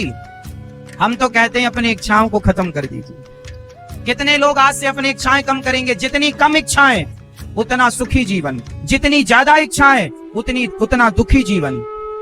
आप इच्छाएं बड़ी बड़ी रखते हैं, उन्हें पूरा करने में आप अपना परिवार, आप अपनी पत्नी को समय नहीं देते, आप अपने बच्चों को समय नहीं देते, आप अपने आप को समय नहीं देते, केवल अपनी इच्छाएं पूरी करने में लगे हैं। अरे जरूरतें हो गई पूरी साहब, 2 पैसा मिलता रहेगा, थोड़ा समय दो, खुश रहो। आप खुश नहीं रह पाते इच्छाएं पूरी करने, और जब तक इच्छाएं पूरी हुई, वो एक तो होती नहीं है, और माना कि हो गई, तब तक आपका जीवन पूरा हो जाएगा। इच्छाएं पूरी करते करते बुढ़ापा आ गया। इसलिए चंचलम ही मनः कृष्णा, मन बड़ा चंचल है। कैसे वश में करें मन को? तो भगवान श्री कृष्ण ने जो गीता में उपदेश दिया अर्जुन को, वो जरा ध्यान से सुनने लायक है। भगवान श्री कृष्ण ने कहा, अर्जुन ये बताओ, आपसे एक सवाल, फिर बताओ, मंदारी बंदर को अपने वश में कर लेता है या नहीं? जोर से। कर लेता है? तो क्या एक ही दिन में कर लेता होगा? तो 1 हफ्ते में कर लेता होगा? तो क्या 1 महीने में कर लेता होगा? बोलो। नहीं, मंदारी को बंदर को वश में करने में लगभग कम से कम 6 महीने लगते हैं। कितना समय? अच्छा, सबसे चंचल प्राणी कौन है? जोर से। बंदर सबसे चंचल प्राणी है ना? सबसे चंचल होता है बंदर, लेकिन मंदारी धीरे धीरे प्रैक्टिस, अभ्यास के बल पर उस बंदर को क्या कर लेता है अपने वश में। फिर मंदारी बंदर को जैसे नचाता है, ससुराल जाएगा तो कहाँ बैठेगा? तो वो चटाई में बैठता है। कैसे जाएगा? वो गाड़ी में जाता है। हाँ, करता है ना। सोचिए कि एक मंदारी सबसे चंचल है बंदर, बंदर को भी वश में कर सकता है मंदारी। यदि प्रैक्टिस किया मंदारी ने तो बंदर को वश में कर लिया। आप भी प्रैक्टिस करेंगे तो आप भी अपने मन को वश में कर लेंगे। अभ्यासेन तु कौन्तेय वैराग्येण च गृह्यते। हे अर्जुन, अभ्यास, मन को वश में करने का क्या करना होगा? जोर से। अभ्यास। एक बात बताओ, सर्कस में शेर और हाथी से काम करवाया जाता है, बताओ। शेर वहां पर सर्कस में जो वो सर्कस का मालिक चाहता है, शेर वो करता है। फुटबॉल खेलता है शेर, हाथी फुटबॉल खेलता है, तो हाथी और शेर को भी वश में किया जा सकता है, हाँ या ना? हाँ या ना? कैसे किया जा सकता है? जोर से। अभ्यास, प्रैक्टिस। ये बताओ, घुड़सवार घोड़े को अपने हिसाब से चलाता है। आपको पता है जो नया घोड़ा होता है वो अपने ऊपर किसी को बैठने नहीं देता, लेकिन जब घुड़सवार कोशिश करता, अभ्यास करता, कोशिश करता, तो वो घोड़े को वश में कर लेता है। अरे करने से घोड़ा, शेर, हाथी, बंदर वश में हो गए, तो करने से तुम्हारा मन वश में क्यों नहीं होगा? आपने कभी कोशिश ही नहीं की अपने मन रूपी बंदर को वश में करने की। तो आज से प्रैक्टिस कीजिए। अब कोशिश कैसे करें? अब आप कहो तो मैं कोशिश की प्रैक्टिस करा दूं आपको। किस किस को करा दूं? चलो, आज से मैं आपके मन को कंट्रोल करने की प्रैक्टिस कराऊंगा। आपका मन आज के बाद से भटकेगा कम, आपके मन की चंचलता समाप्त होगी। मेरे संग आप अभ्यास कीजिए। चलो, रीढ़ की हड्डी सीधी करो, अच्छे से बैठो सुखासन में, पालकी मार के आनंद से। रीढ़ की हड्डी ठीक करो। मेरी माँ हो गई। अब जो जो मैं कहूंगा वो आप इमेजिन करेंगे, कल्पना करेंगे। जो मैं कहूंगा वो आप दोहराएंगे मन में, और वो आप देखेंगे अपनी आंखों से, जिसे कहेंगे इमेजिन, कल्पना, भाव में डूब जाना, जिसे कहते हैं ध्यान। यम नियम आसन प्राणायाम प्रत्याहार ध्यान धारणा समाधि अष्टांग योग है। तो मैं आपको करा रहा हूं ध्यान। यम नियम आसन प्राणायाम प्रत्याहार तो पहले मैं बता ही चुका कि झूठ कपट छल ईर्ष्या द्वेष को त्यागो, इन सब को त्याग कर मन को शांत करो। और ध्यान में कैसे जाते हैं, ध्यान कैसे, आप जो कहते हो ना महाराज जी हमारा तो मन ही नहीं लगता, अभी मैं आपके मन को लगाकर बताऊंगा, अभी आपके मन को कंट्रोल करके बताऊंगा, मैं बता दूंगा, आगे आप करना प्रैक्टिस। रेडी हैं? चलो सबसे पहले आप सब लोग मेरे संग वृंदावन चलेंगे। आप बैठे यहीं रहेंगे लेकिन मानसिक रूप से हम सब वृंदावन की यात्रा पर चलेंगे। कितने लोग रेडी हैं, तैयार हैं? चलो बिल्कुल शोर शराबा ना करना, यहाँ वहां देखना मत, जो हम कहें बस वो संग संग दोहराना और वैसी वैसी कल्पना करना। सबसे पहले सब लोग अपने नेत्रों को, अपनी आंखों को बंद करिए, नेत्रों को बंद कीजिए और प्रेम से बोलिए, हे नाथ मैं आपको कभी भूलूं नहीं, हे श्रीमन नारायण मैं आपको कभी भूलूं नहीं। आइए अब चलते हैं हम सब वृंदावन। अब सब लोग भाव बनाइए कि हम वृंदावन जा रहे हैं। सबसे पहले आप भाव बनाइए कि हम वृंदावन जा रहे हैं। कोई गाड़ी से जा रहा, कोई ट्रेन से जा रहा, कोई एरोप्लेन से, जो भाव बनाइए। अब आप भाव बनाइए कि हम वृंदावन पहुंच गए। सबसे पहले वृंदावन पहुंचकर भाव बनाइए कि हम वृंदावन की पावन धरती को प्रणाम कर रहे हैं, उस रज को, मिट्टी को उठा करके अपने मस्तक पर लगा रहे हैं। सबसे पहले भाव बनाइए कि हम ब्रज रज को प्रणाम करते हुए उस रज को अपने माथे से लगा रहे हैं। अब सब लोग भाव बनाइए कि हम यमुना जी जाते हैं, सबसे पहले यमुना मैया को प्रणाम करके, और हम सब ने सबसे पहले यमुना जी में स्नान किया। सब लोग भाव बनाइए कि हम यमुना जी में स्नान कर रहे हैं। सब भाव बनाइए हम यमुना जी में स्नान करके अब सूर्य भगवान को जल चढ़ा रहे हैं। सूर्याय नमः, आदित्याय नमः, भौमाय नमः, मित्राय नमः, भास्कराय नमः। अब आप सुंदर से वस्त्र पहनकर अब भाव बनाइए कि हम बिहारी जी का दर्शन करने के लिए प्रस्थान कर रहे हैं। अब आप चलिए, सब भाव बनाइए कि हम मंदिर की ओर जा रहे हैं। चलिए चलिए, चलते चलते अब हम मंदिर पहुंच गए। सबसे पहले द्वार मिला, देहरी मिली, तो देहरी को प्रणाम करते हैं, चौखट को प्रणाम कीजिए, पांव आगे बढ़ाइए। अब मंदिर के अंदर आप प्रवेश कर गए। अब भाव बनाइए कि मंदिर सुंदर पुष्पों से सजा हुआ है बिहारी जी का, और ठाकुर जी पर्दे के भीतर हैं। अब पर्दा खुलने का आप बेसब्री से इंतजार कर रहे हैं कि तभी पर्दा खुला, और जैसे ही पर्दा खुला तो भाव बनाइए कि आपकी आंखों के सामने बिहारी जी की सांवली सी सूरत आई। उनके सुंदर से घुंघराले से बाल, उनके माथे पर मोर का पंख, उनके सुंदर सा मुकुट, उनके गले में पड़ी हुई सुंदर सी वैजंती और मोतियों की माला आप दर्शन कर रहे हैं। सुंदर से भगवान के नेत्रों का दर्शन कीजिए, देखिए कि बिहारी जी की आंखें कितनी सुंदर हैं। अब आप बिहारी जी के गालों का दर्शन कीजिए, उनकी अधरों का, होठों का दर्शन कीजिए, और आप बिहारी जी के छोटे छोटे हाथों का दर्शन कीजिए। आपके सामने बिहारी जी मुस्कुरा रहे हैं, मानो वो आपसे कुछ बात करना चाहते हैं। ऐसा भाव बनाइए कि वो आपसे कुछ कहना चाहते हैं, आप भी उनसे कुछ कहिए। अब भाव बनाइए कि आप बिहारी जी के चरणों का दर्शन कर रहे हैं, श्री चरणों का दर्शन। अब आप भाव बनाइए कि बिहारी जी की बगल में श्री किशोरी जी, श्री राधा रानी खड़ी हैं, और आप श्री राधा रानी का भी पावन दर्शन कर रहे हैं। भाव बनाइए श्याम सुंदर और राधा रानी जी दोनों खड़े हैं। अब आप भाव बनाइए कि आपने सुंदर सा सोने का झूला लिया, और उस झूले पर श्याम सुंदर को और श्री किशोरी जी, श्री राधा रानी को आपने बिठाया। अब आप भाव बनाइए कि सावन का महीना चल रहा है, अधिक मास है, अब हम श्याम सुंदर को, राधा रानी को झूले पर बिठाकर झूला झूला रहे हैं। सब लोग इमेजिन करो, भाव बनाइए कि आप भगवान को झूला झूला रहे हैं। अब भाव बनाइए कि आप अपने हाथ से ठाकुर जी के लिए सुंदर से लड्डू बना रहे हैं, मोतीचूर के लड्डू, देसी घी के लड्डू। बनाओ, भाव बनाइए आप लड्डू बना रहे हैं, और बनाकर बढ़िया एक सुंदर सी थाली, सोने की थाली लीजिए। भाव ऐसा बनाइए कि सोने की थाली में आपने लड्डू रखे, तुलसी का पत्ता डाला, उठाए, और आपने भगवान को भोग लगाया। हे श्याम सुंदर, इसे ग्रहण कीजिए। आपने अपने हाथ से लड्डू उठाकर आपने श्री श्याम सुंदर को लड्डू का भोग लगाया। भगवान ने खाते हुए कहा, वाह कितना सुंदर है। फिर आपने श्री राधा रानी को लड्डू खिलाया। फिर आपने भगवान को बढ़िया सा भाव बनाइए कि अब आपने दूध बढ़िया सा गाढ़ा गाढ़ा दूध मिश्री डालकर भगवान के लिए दूध औंट रहे हैं, तैयार कर रहे हैं। और फिर सुंदर सी गिलास में ठाकुर जी को आपने दूध दिया।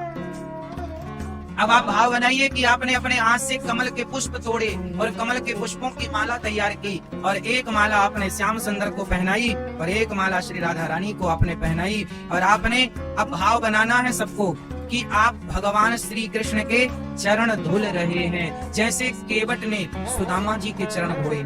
ऐसे आप भाव बनाओ कि सुंदर सी थाली में आप भगवान के चरण रखकर और उनके चरणों को धुल रहे हैं, श्री राधा रानी के चरणों को धुल रहे हैं। ऐसा भाव बनाइए कि आपने श्याम सुंदर और श्री राधा रानी के चरणों को धुलकर अब आप चरणामृत पियो। सब लोग भाव बनाइए कि आप चरणामृत पी रहे हैं, ऐसा भाव बनाइए। आप सब लोग चरणामृत पी रहे हैं। फिर आप सुंदर सी चरणामृत पीकर आप ठाकुर जी की आरती सजाओ। अब भाव बनाओ कि आप श्याम सुंदर श्री राधा रानी की दिव्य आरती उतार रहे हैं। अब आप सब लोग हाथ जोड़कर अब भगवान की स्तुति कर रहे हैं। अब सब लोग भाव से हाथ जोड़ लीजिए और भगवान से प्रार्थना कीजिए। क्या प्रार्थना करनी है? मेरे संग संग बोलो, हे श्रीमन नारायण, हे श्याम सुंदर, हम जैसे हैं, हे नाथ, हम जैसे हैं आपके हैं। हे प्रभु, हम जैसे हैं आपके हैं। हे श्याम सुंदर, हे श्रीमन नारायण, मैं आपको कभी भूलूं नहीं। हे प्रभु, आप ही हमारी माता हैं, आप ही हमारे पिता हैं, आप ही हमारे सब कुछ हैं। हे नाथ, हम बहुत बड़े पापी हैं, करोड़ों जन्मों के पापी हैं, हम अधम हैं। हे नाथ, हे श्याम सुंदर, हे गोविंद, हे द्वारिकाधीश, हे बिहारी जी, हे श्रीमन नारायण, हम पापी हैं, अधम हैं, नीच हैं, दुष्ट हैं, खल हैं, मैं कामी हूं। हे नाथ, मैं जैसा हूं, मैं जैसी हूं, मैं आपकी हूं, मैं आपका हूं। हे प्रभु, मुझ पतित को स्वीकार कीजिए। हे नाथ, हमारे अपराधों को क्षमा कीजिए। हे श्रीमन नारायण, हमें ना बिसारिए, हमें ना भुलाइए। हे प्रभु, हम पर दया कीजिए। हमारे हृदय में आप आकर बैठ जाइए और हमारे भीतर से सारी बुराइयों को आप निकाल दीजिए। हे प्रभु, हमें नहीं पता कि आपको कैसा भक्त चाहिए। हे नाथ, आपको जैसा भक्त चाहिए आप हमें वैसा बना लीजिए, हम आपके हैं। हे नाथ, हे श्याम सुंदर, हे रघुनंदन, हे श्याम सुंदर, हे पतित पावन, हे दीन बंधु, हे दीनानाथ, हे करुणा सिंधु, हमें स्वीकार कीजिए। हे नाथ, हमें स्वीकार कीजिए। हे प्रभु, मैं आपको कभी भूलूं नहीं। हे नाथ, मैं आपको कभी भूलूं नहीं। हे श्याम सुंदर, इस संसार में मेरा आपके सिवा कोई नहीं। श्रीमन नारायण चरणौ, श्रीमन नारायण चरणौ शरणम प्रपद्ये। हे प्रभु, हम आपके चरणों की शरण ग्रहण करते हैं। हे नाथ, हम आपके चरणों की शरण ग्रहण करते हैं। हे नाथ, हमें स्वीकार कीजिए, हमें स्वीकार कीजिए, हमें स्वीकार कीजिए।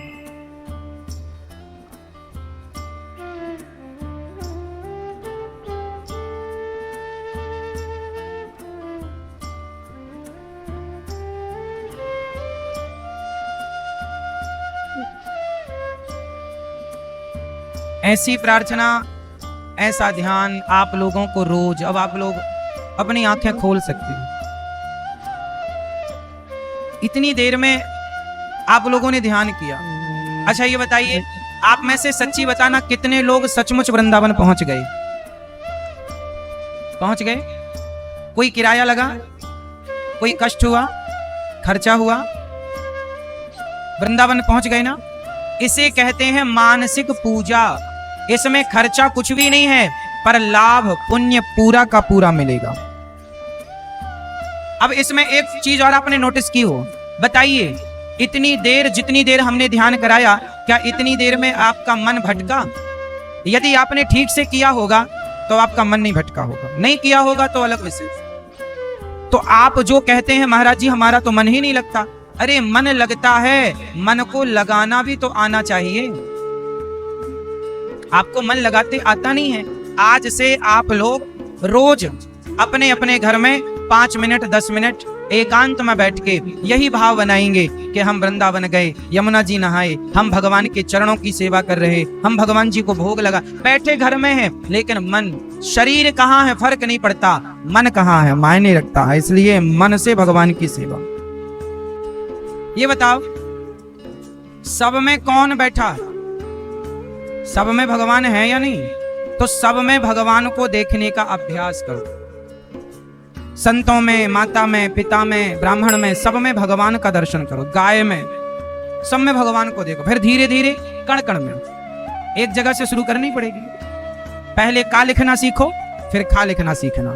जब खा लिखना आ जाए तो गा लिख लेना, गा लिखना आ जाए तो घा लिख लेना, ए लिख लो फिर बी लिखना। क्यों ऐसे होता ना? पहले अपनी माता में भगवान को देखो, फिर पिता में देखना, फिर माता पिता में जब भगवान को देखने लग जाओ तो प्रैक्टिस करो कि गुरु में भगवान को देखो। फिर गुरु में जब भगवान देखने लग जाओ, उसके बाद संतों में, ब्राह्मणों में भगवान को देखो। फिर संतों ब्राह्मणों में जब भगवान को देखने लग जाओ तो गाय में ब्राह्मण भगवान को देखो। और जब गाय में भगवान को देखने लग जाओ तो धीरे धीरे फिर तुम्हें जो दिखाई पड़े सब में भगवान को देखने का अभ्यास करो। सब सिय राम मैं सब जग जाने, सर्वम खलविदम ब्रह्म, सब में ईश्वर है, ऐसा भाव बनाओ और ऐसा प्रैक्टिस करो। ये सुनने और सुनाने का ही विषय ना रह जाए, ये प्रैक्टिस करना, अभ्यास। सारे गामा पाधा नीसा किस किस को याद है? जिसको याद है सारे गामा पाधा नीसा हाथ उठा लो।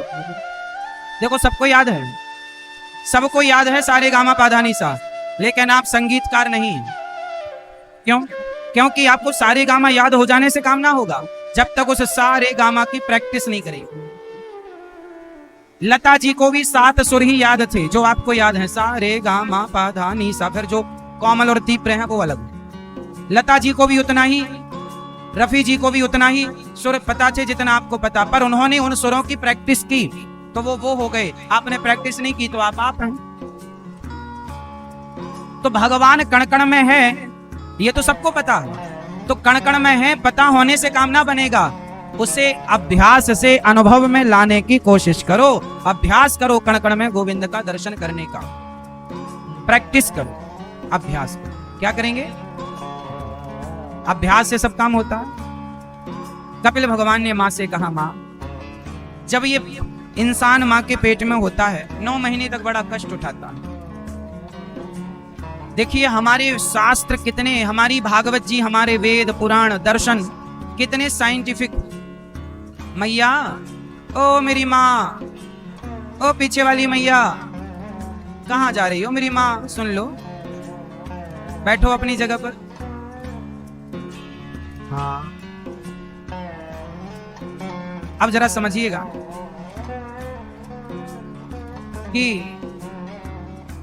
श्री कपिल भगवान ने अपनी मां को जो दिव्य ज्ञान दिया है ना, वो ज्ञान ऐसा है कि हमारे शास्त्रों में जो पहले से लिखा था, साइंस ने उसी को प्रूव किया। अब एक छोटा सा मैं साइंस की बात आपको कर लूं जो कि इसमें है, इसलिए मैं करता हूं। अच्छा बताओ, जब स्त्री गर्भवती होती है तो कितने महीने में यह पता लगाया जा सकता है कि बेटा है कि बेटी? आप बताओ, बताओ। नहीं पता? अरे चलो माताओं से पूछ लेते हैं। ये देखो हमारी माताओं को पता है। शादी हो गई आपकी? मैं ये बताओ कितने महीने में पता लगाया जा सकता है कि पेट में बेटा है या बेटी है? डॉक्टर लोग कितने महीने में बताते हैं? 3 महीना।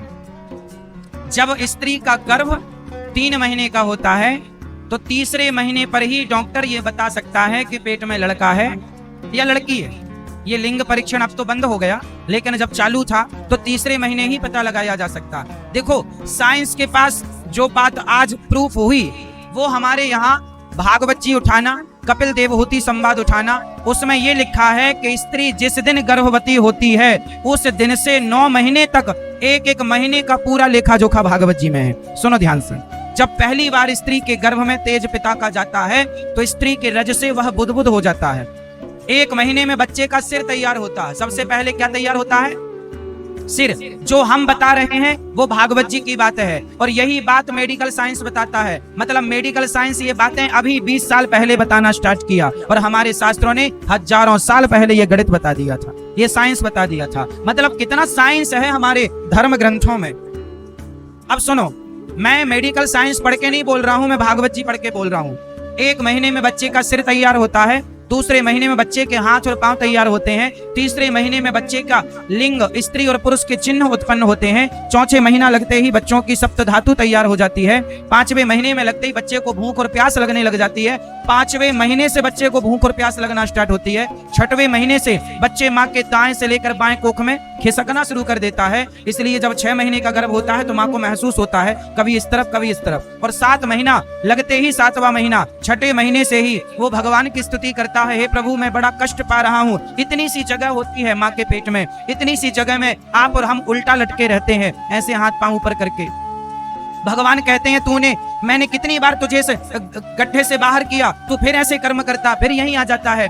बोला आप लोग स्तुति करते हैं, हे प्रभु अब आप हमें मौका दो, अब हम संसार में जाकर इतने अच्छे कर्म करेंगे कि पुनः इस गर्भ में नहीं आना पड़ेगा। लेकिन भगवान जब आपको 9वां महीना लगा बाहर भेजा तो संसार में आके फिर आप ऐसे उलझ गए कि अब फिर आप उसी जन्म और मृत्यु के चक्र में पड़े रहेंगे। इसलिए इस जन्म और मृत्यु के चक्र से बचना चाहते हो तो भज गोविंदम गोविंदम भज मूढ़ मते वरना पुनरपि जननम पुनरपि मरणम पुनरपि जननी जठरे शयनम। जन्म मृत्यु का यह चक्र छूटेगा नहीं। तो आप में से कितने लोग जन्म और मृत्यु के चक्र से बचना चाहते हैं? हाथ उठा लो। सब बचना चाहते हैं? तो एक बात बताओ, चक्की होती है ना, चक्की, चलती चक्की देख कर दिया कबीरा रोए, 2 पाटन के बीच में साबुत बचाना कोई। आपने सुनी होगी पहले के जमाने में गेहूं पीसने की चक्की होती थी, उसमें 2 पहिए होते थे, गेहूं डालो पिस जाता था। लेकिन एक दाना ऐसा था, एक जगह ऐसी थी उस चक्की में कि वहां पर दाना चला जाए तो नहीं पिसता था। बताओ वो कौन सी जगह थी चक्की में? चक्की में एक जगह ऐसी थी जहां दाना चला जाए तो पिसता नहीं था। बताओ क्या?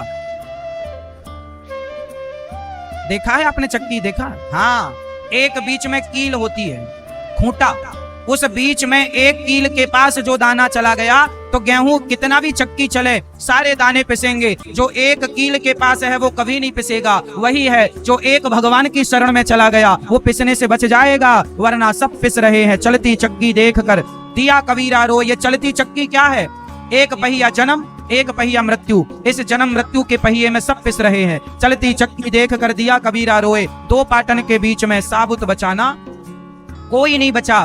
तब कमाल बोला, चलती चक्की चलने दे, पिस पिस आटा होए और कीले माही जो रहे सो बाल न बांका होए। जो एक भगवान की शरण में है वो बाल भी बांका नहीं होगा। इसलिए आप काम करो, सब कुछ करते हुए भगवान के आश्रित रहो। हे नाच मैं आपको कभी, जोर से, हे नाच मैं आपको कभी भूलू नहीं।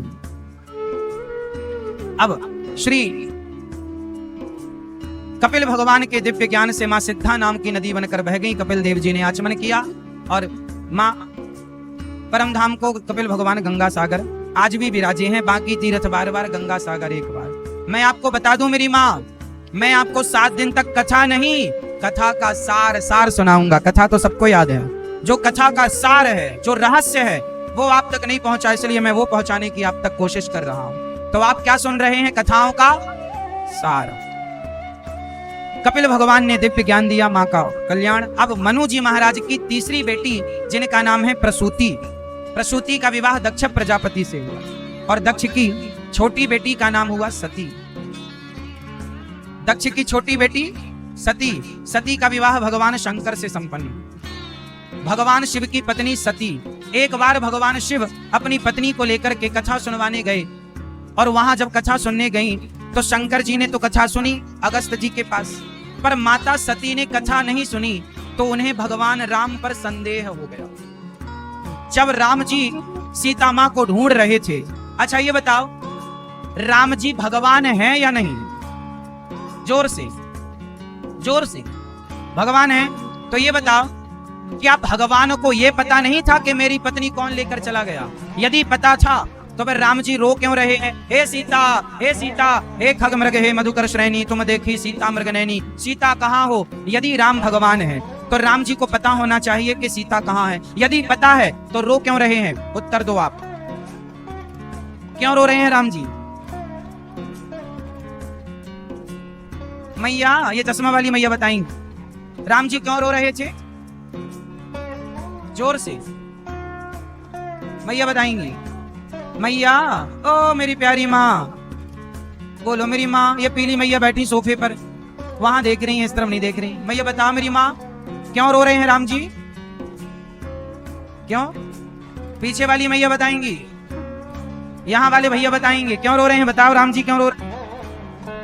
क्योंकि वो राम जी की लीला है। राम जी भगवान है, सर्वज्ञ है, सब पता है, फिर रो क्यों रहे हैं? लीला। नहीं रोते तो हम लोग राम की कथा कैसे सुन पाते, फिर राम का चरित्र कैसे सुन पाते, राम के चरित्र का विस्तार कैसे होता? इसलिए उन्होंने जानते सब थे पर लीला कर, क्या कर रहे हैं? जोर से। हाँ, अच्छा, इस लीला को शंकर जी तो समझ गए। शंकर जी ने प्रणाम किया, जय जय जय सच्चिदानंद जगदीशा, हे सच्चिदानंद आपको प्रणाम। माता सती को लगा ये कैसे भगवान है? माता सती को डाउट हो गया। शंकर जी ने कहा ये भगवान है। सती बोली भगवान होते तो इन्हें अपनी पत्नी का पता होता। सोचिए कि माता सती को संदेह हो गया। अच्छा, संदेह क्यों हुआ? क्योंकि सती माँ ने कथा सुनी नहीं थी। वो कथा में गई तो थी पर सुनी नहीं। इसलिए जो सत्संग नहीं करेगा उसे भगवान पर संदेह रहेगा, और जो सत्संग करेगा उसे कोई संदेह नहीं। संशयात्मा विनश्यति, और संशय रहा भगवान पर तो विनाश होगा। इसलिए माता सती को संदेह हो गया। शंकर जी ने बहुत समझाया, मैया बहुत समझाया, अरे मान जाओ देवी, ये भगवान लीला कर रहे हैं। सती नहीं मानी। सती बोली अच्छा मैं परीक्षा लूंगी। शंकर जी ने बहुत समझाए पर नहीं मानी, तो हुई है सोई जो राम रची राखा। एक बात बताएं मेरी माँ, आप कितनी भी कोशिश कर लो पर जो होना होता है ना होके रहता। ये बात सही है। जो होना है विधि का विधान कोई नहीं टाल सकता। इसलिए जो हो रहा है उसे भगवान की इच्छा मानकर खुश रहा करो, आप कुछ नहीं कर सकते।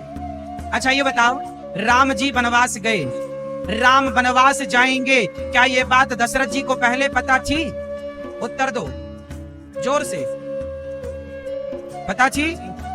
हाँ, दशरथ जी को पहले से पता था। किसने बताया था? गुरु वशिष्ठ जी ने। कब बताया था?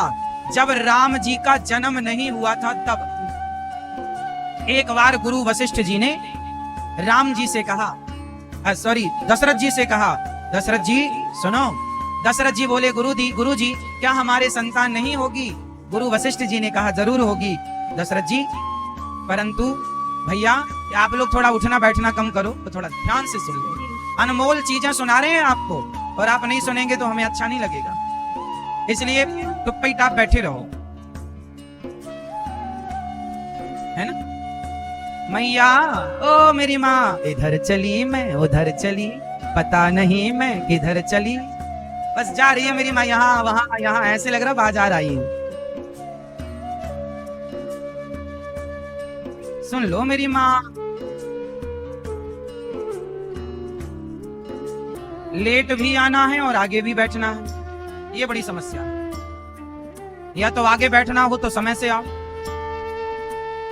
काम आप लोगों को बहुत जरूरी है। 7 दिन बाद तो हम चले ही जाएंगे, तो खूब करना काम, कोई थोड़ी हाथ पकड़ने आएगा। 7 दिन में भी आज 3 दिन बीत गए, अब 4 दिन और देख लो, हमें झेल लो 4 दिन। काम तो जब तक रहेगी जिंदगी, फुर्सत ना होगी काम से, वो समय निकालो ऐसा मेरी माँ कि प्रेम कर लो श्याम से। श्याम प्रेम करने के लिए समय निकालना पड़ेगा भगवान के लिए, होता नहीं है समय। इसलिए संसार का प्रपंच तो कभी खत्म ना होगा। आप सोचो कि काम पूरा कर लूं फिर कथा में जाऊं, तो काम तो कभी ना पूरा होगा, आप और हम ही पूरे हो जाएंगे। इसलिए शांत। श्री वशिष्ठ जी दशरथ जी से कह रहे हैं कि आपके 4 पुत्र होंगे, चारों का नाम होगा राम, लक्ष्मण, भरत, शत्रुघ्न। परंतु जब आप अपने पुत्र को राजा बनाने लग जाएंगे तो आपके पुत्र को वनवास जाना पड़ेगा और आप पुत्र के वियोग में तड़प तड़प के मर जाएंगे। ऐसा वशिष्ठ जी ने दशरथ जी को बताया था और राम को वनवास ले जाने में, भेजने में आपकी छोटी पत्नी कैकेयी सहायक बनेगी। दशरथ जी को सब बताया था श्री वशिष्ठ जी ने। ये बात दशरथ जी और सुमंत्र जी 2 लोग जानते थे। कितने लोग जानते थे? सुमंत्र जी और श्री दशरथ जी जानते थे। आप जान लो सब कुछ, लेकिन जान कर भी आप विधि के विधान को नहीं मैट सकते। दशरथ जी जानते थे, क्या मैट सके? क्या होनी को बदल सके? इसलिए जो होगा वो होगा। इसलिए जो हो रहा है उसे भगवान की कृपा, उसे भगवान की लीला समझनी चाहिए। यदि हम बड़े दुखी हैं तो ये भी गोविंद की लीला है, और हम बड़े सुखी हैं ये भी गोविंद की लीला है। उस लीला में आप आनंदित रहो कि प्रभु आपकी यही मर्जी।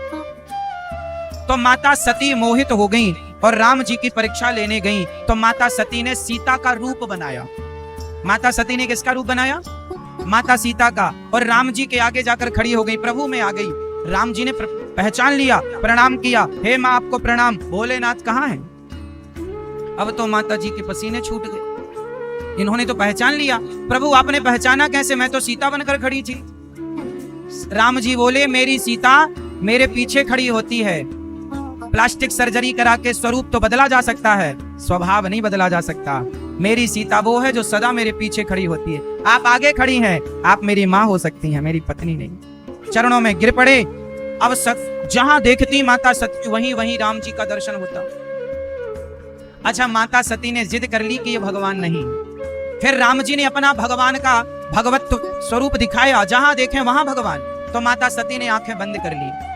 कई बार ना कुछ लोग सच से आंखें फेर लेते हैं, कुछ लोग सच को स्वीकार नहीं करते। माता सती ने सच को स्वीकार नहीं किया और माता सती से शंकर जी ने पूछा, हो गई परीक्षा? तो मना कर दिया, कछु ना परीक्षा लीने गोसाई, आपकी तरफ प्रणाम करके आ गई। शंकर जी ने ध्यान लगा कर देखा और माता सती का परित्याग कर दिया।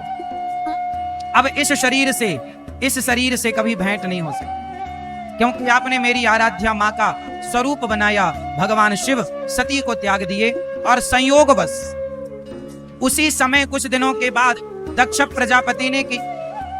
प्रजापति का स्वागत सम्मान समारोह था। उस स्वागत समारोह में दक्ष ने सबको बुलाया, भगवान शंकर भी गए। जब दक्ष जी सभा में आए तो सबने खड़े होकर दक्ष का स्वागत किया, पर 3 लोग खड़े नहीं भये। ब्रह्मा जी इसलिए खड़े नहीं भये कि दक्ष मेरा बेटा है, विष्णु जी इसलिए खड़े नहीं भये कि मेरा पोता है, और भगवान शिव इसलिए खड़ी नहीं भये कि दक्ष जी ससुर हैं। प्रणाम कर लिया दूर से, जय हो ससुर बाबा की। पर दक्ष को बड़ा बुरा लगा कि मेरे सम्मान में यह शिव खड़ा नहीं हुआ। भरी सभा में दक्ष प्रजापति ने भगवान शंकर को गालियों पर गाली बरसाई। अरे इसे क्यों बुलाया यहाँ? इसे उठने का बैठने का कोई ज्ञान नहीं है, भस्मी भभूति रमाए घूमता रहता है।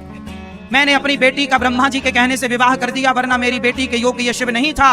अब बताओ, भरी सभा में लाखों लोग बैठे हैं और शिव जी का अपमान हो रहा है और शंकर जी कोई उत्तर नहीं। अच्छा ये बताओ, जब कभी आपका अपमान हो, कोई अपना ही आपका अपमान करे, कोई आपको गाली दे, तो आपको क्या करना चाहिए उस स्थिति पर? मैया आपको कोई गाली दे, आपको कोई अपमानित करे, तो आपको क्या करना चाहिए? उत्तर दो मेरी माँ, आपको क्या करना चाहिए?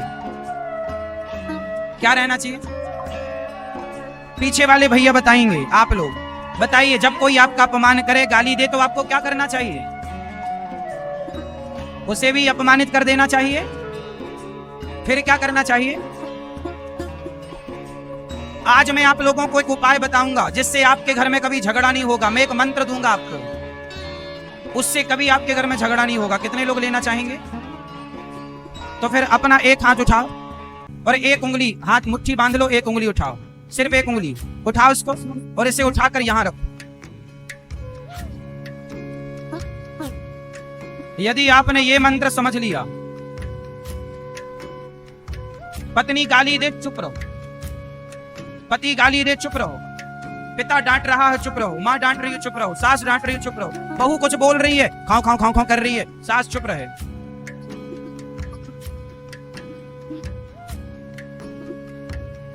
मौन बहुत बड़ी शक्ति है। मौन में वशीकरण एक मंत्र है, तजदे वचन कठोर। चुप रहना सबसे बड़ी समझदारी।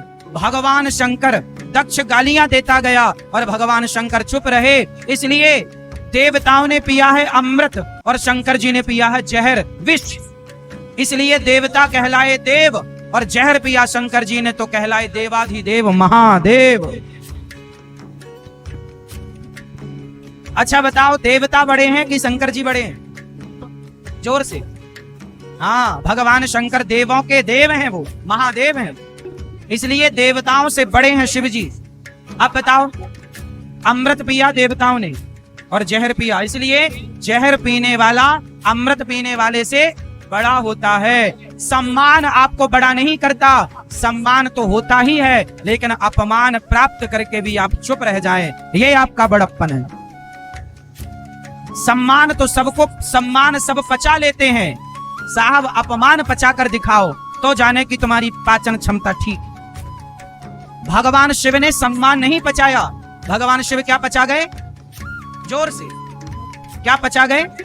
अपमान। और हम सबको मैसेज दे गए कि जीवन में अपमान हो अपनों के द्वारा तो आप प्रत्युत्तर ना दीजिएगा, उस अपमान के कड़वे घूंट को पी लीजिएगा, क्योंकि वो अपमान एक बार सहोगे तो हमेशा हमेशा के लिए आपको ठंडक और शांति प्राप्त होती रहेगी। और देने वाला अपमान, अपमान करने वाला सदा जलता रहेगा। अपमान करने वालों को जलाना हो तो अपमान का कड़वा घूंट पीना सीखो। सास गाली दे, देती रहे, देने दो उसे। सास तुम्हारी गाली दे, तुम्हें दो चार थप्पड़ मारे, मारने दो, गाली देने दो, फिर भी तुम सास की सेवा करना। सास की सेवा करोगी तो तुम्हारी सास आज नहीं कल, कल नहीं परसों पानी पानी हो जाएगी। वो अपने आप से घिन करने लग जाएगी कि मैंने जिस बहू का अपमान किया वही मेरा साथ दे रही है। वो अपने आप में घृणा करने लग जाएगी अपने आप से, वो आपकी जीत होगी। आपने कुछ नहीं किया लेकिन आपने सब ना करके सब कुछ कर दिया। समाज आपकी दुहाई देगा कि बहू हो तो ऐसी हो कि सास गालियां अपमान कर रही फिर भी उसकी सेवा कर रही। ऐसी बहू मिलना कठिन है साहब। यही है शिव जी का चरित्र। शंकर जी को जल तो सब चढ़ाते हैं, सीखते क्या हो? सीख क्या है? शिक्षा क्या है? मैसेज क्या है? कुछ नहीं, 0 सन्नाटा, जल चढ़ाएंगे बस, सीखेंगे कुछ नहीं। आपका पति आपको गाली देता है, आपका अपमान करता है, फिर भी आप चुप रहिए और उस अपमान, उस गाली को सहिए।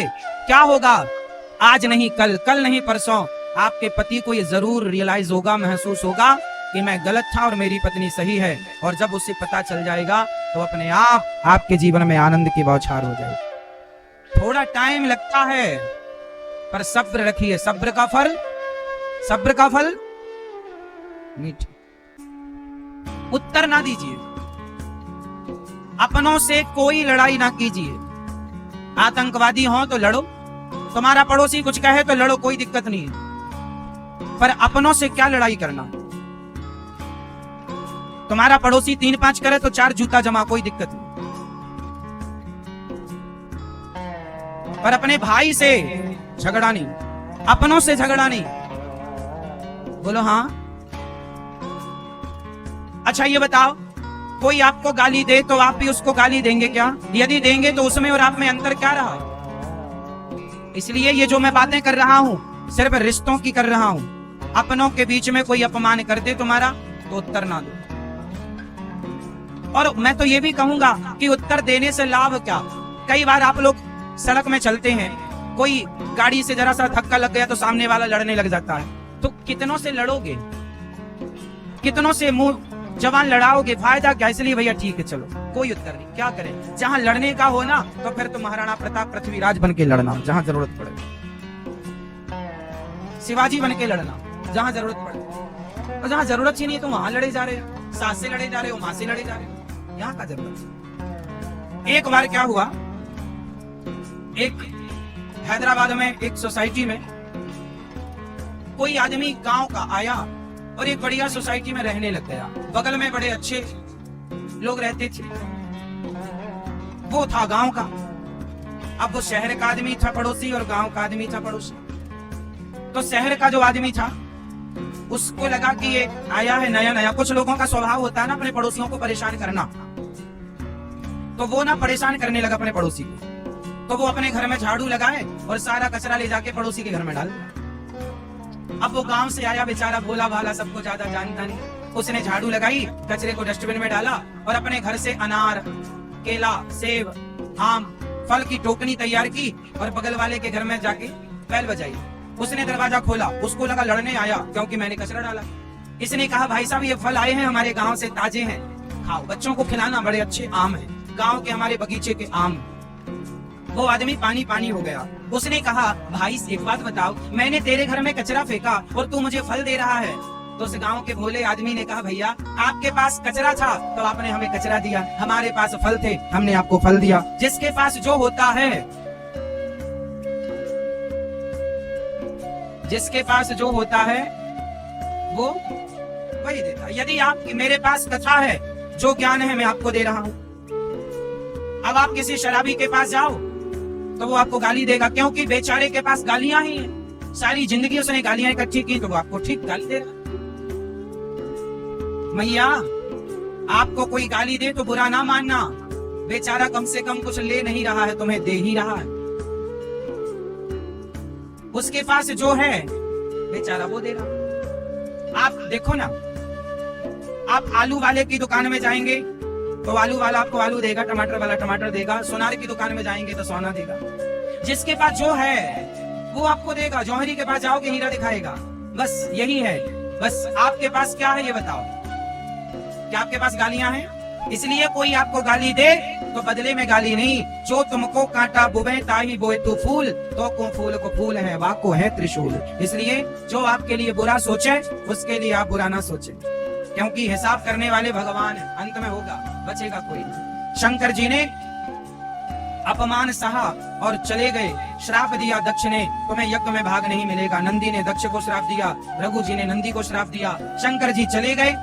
कुछ दिनों के बाद दक्ष ने यज्ञ किया, उस यज्ञ में सबको बुलाया, शिव जी को नहीं बुलाया, शिव का अपमान करना चाहा। उस यज्ञ में माता सती बिना बुलाए गई और अपने पति का जब अपमान देखा कि मेरे भोलेनाथ का कहीं स्थान नहीं इस यज्ञ में, तो अपने पति का अपमान देखकर माता सती योग अग्नि में जलकर भस्म हो गई। और माता सती के जाते ही पर वीरभद्र को भगवान ने भेजा और उन्होंने दक्ष के यज्ञ को विध्वंस किया।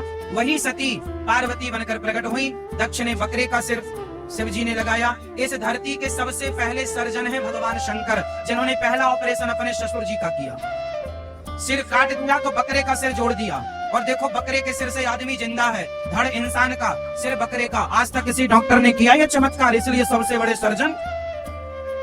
और अपने बेटे का भी ऑपरेशन किया, आदमी के धड़ में हाथी का सिर जोड़ा। अब कुछ लोग कहते हैं कि शंकर जी ने हाथी का, अरे भैया बताना था दुनिया को कि देखो डॉक्टरी ये होती है।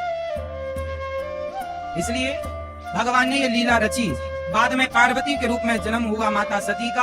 भगवान माता सती के जलते शरीर को लेकर दौड़े, जहां जहां अंग गिरा वह एक एक शक्तिपीठ बनती चली गई, और टोटल 52 शक्तिपीठ भारत में हुई।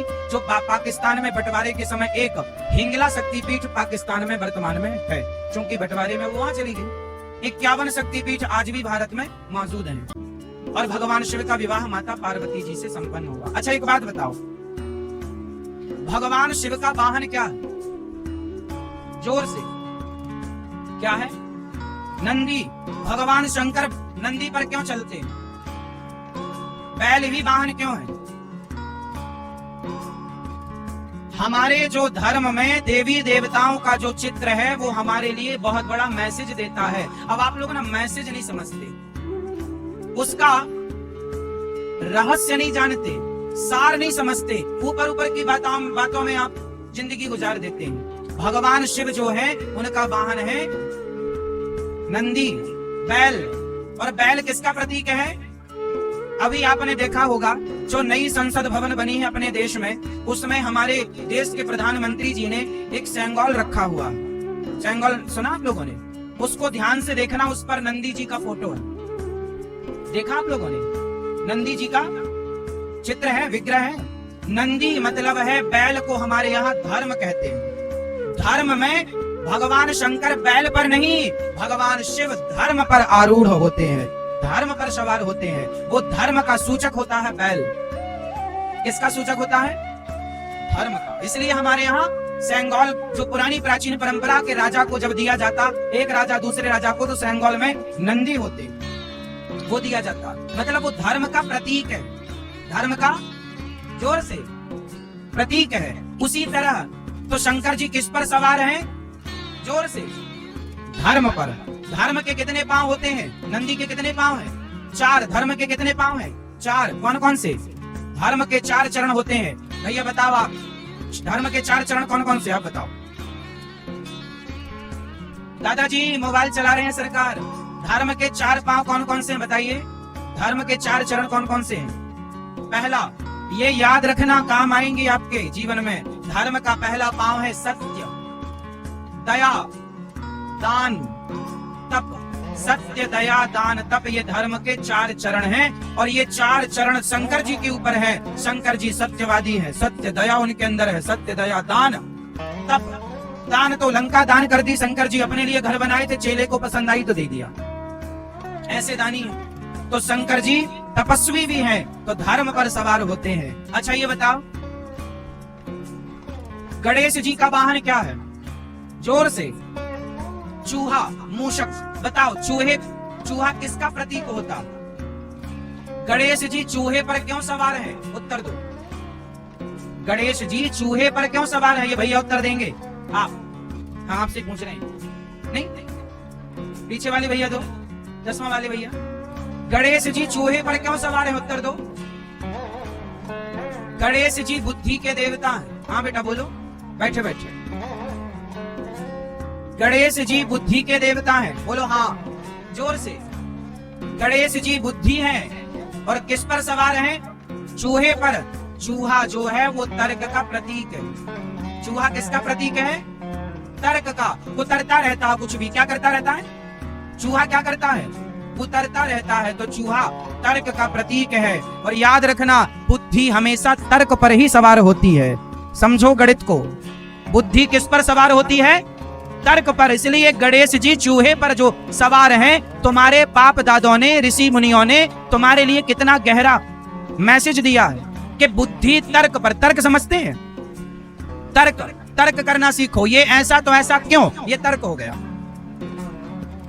जैसे मैंने कहा भगवान सब जगह हैं, तो आपने तर्क कर दिया भगवान सब जगह हैं तो दिखते क्यों नहीं, ये तर्क है। तो तर्क से बुद्धि बढ़ती है।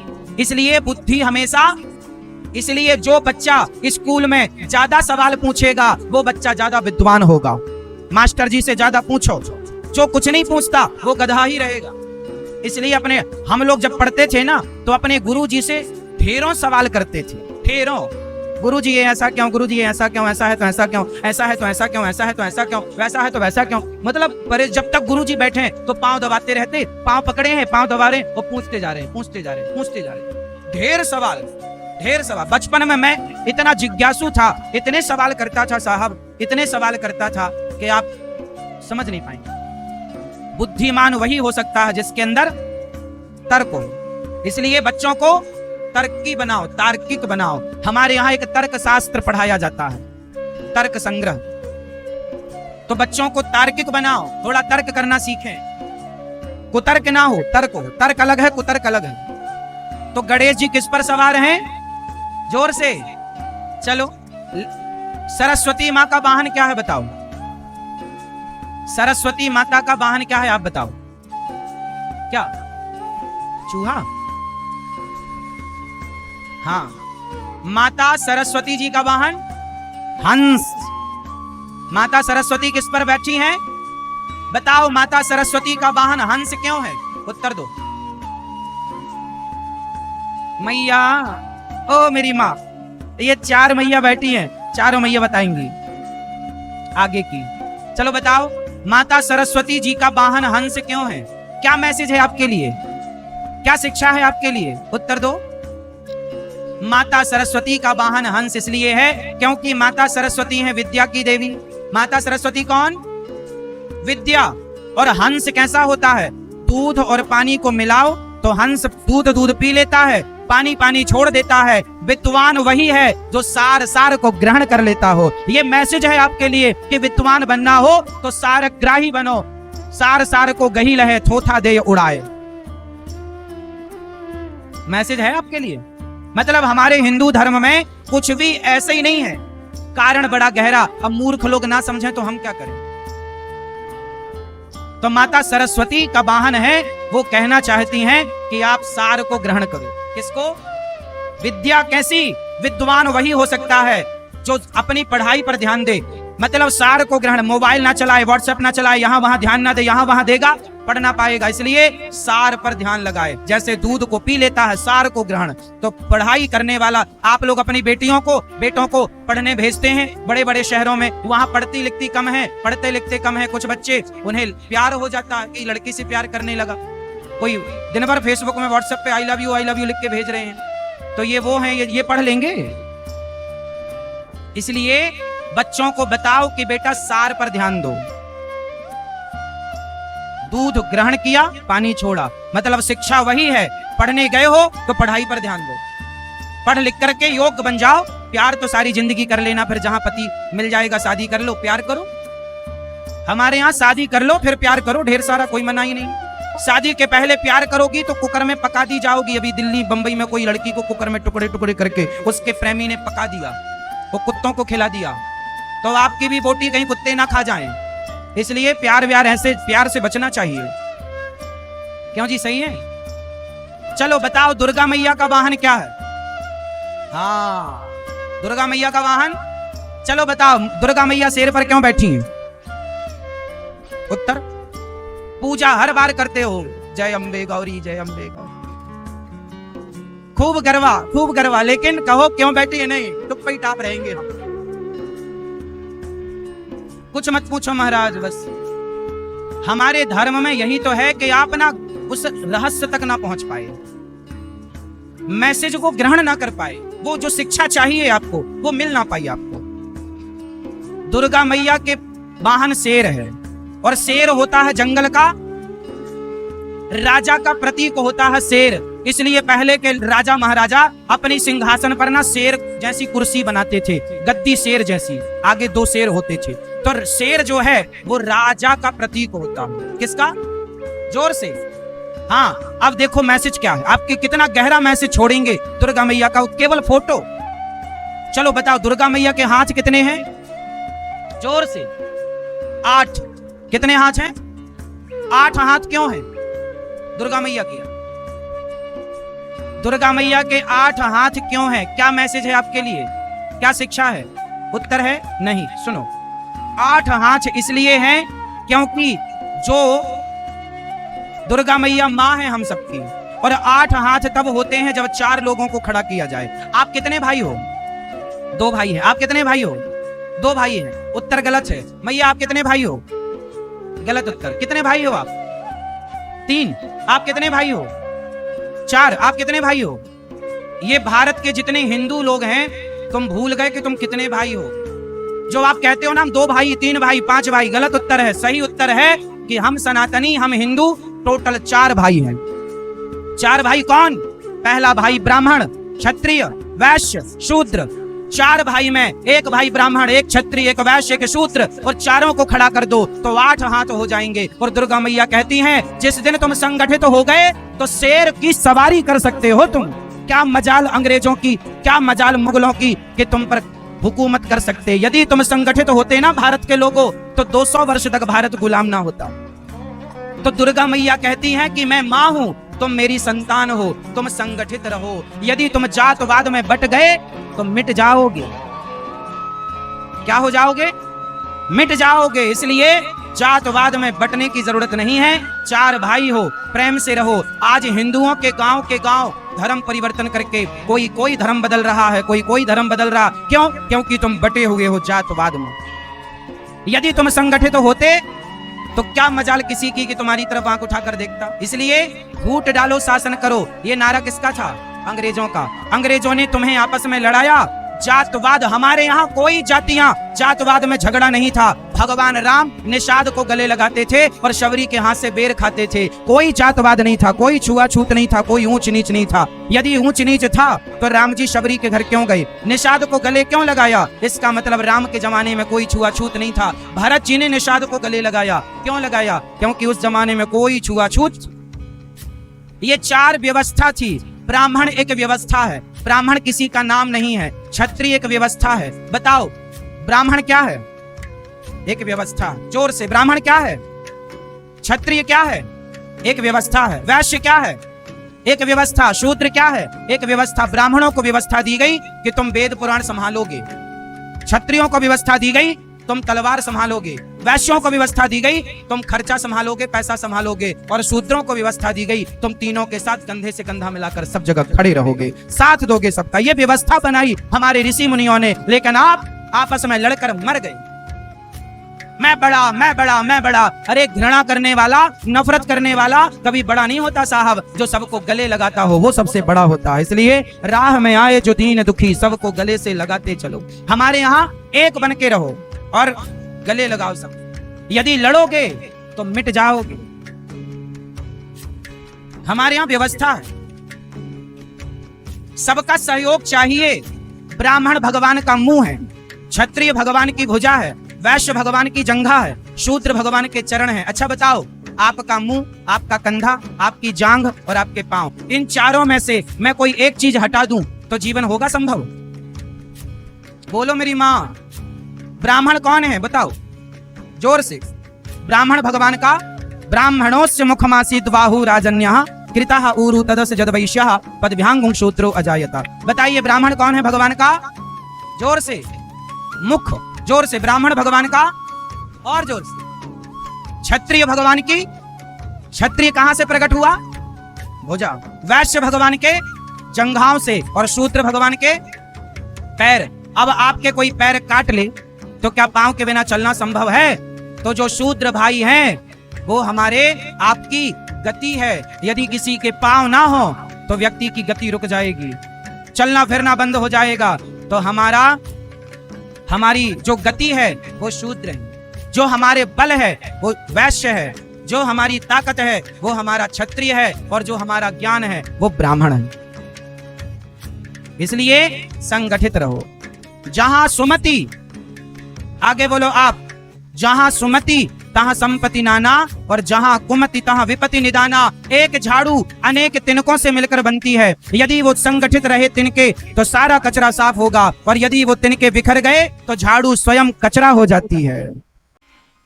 आइए अब एक बार मस्ती से झूम लेते हैं, फिर आरती का आनंद। श्री एक बार पहले झूम लेते हैं, सभी लोग भाव से आनंद के साथ एक बार झूम लेते हैं।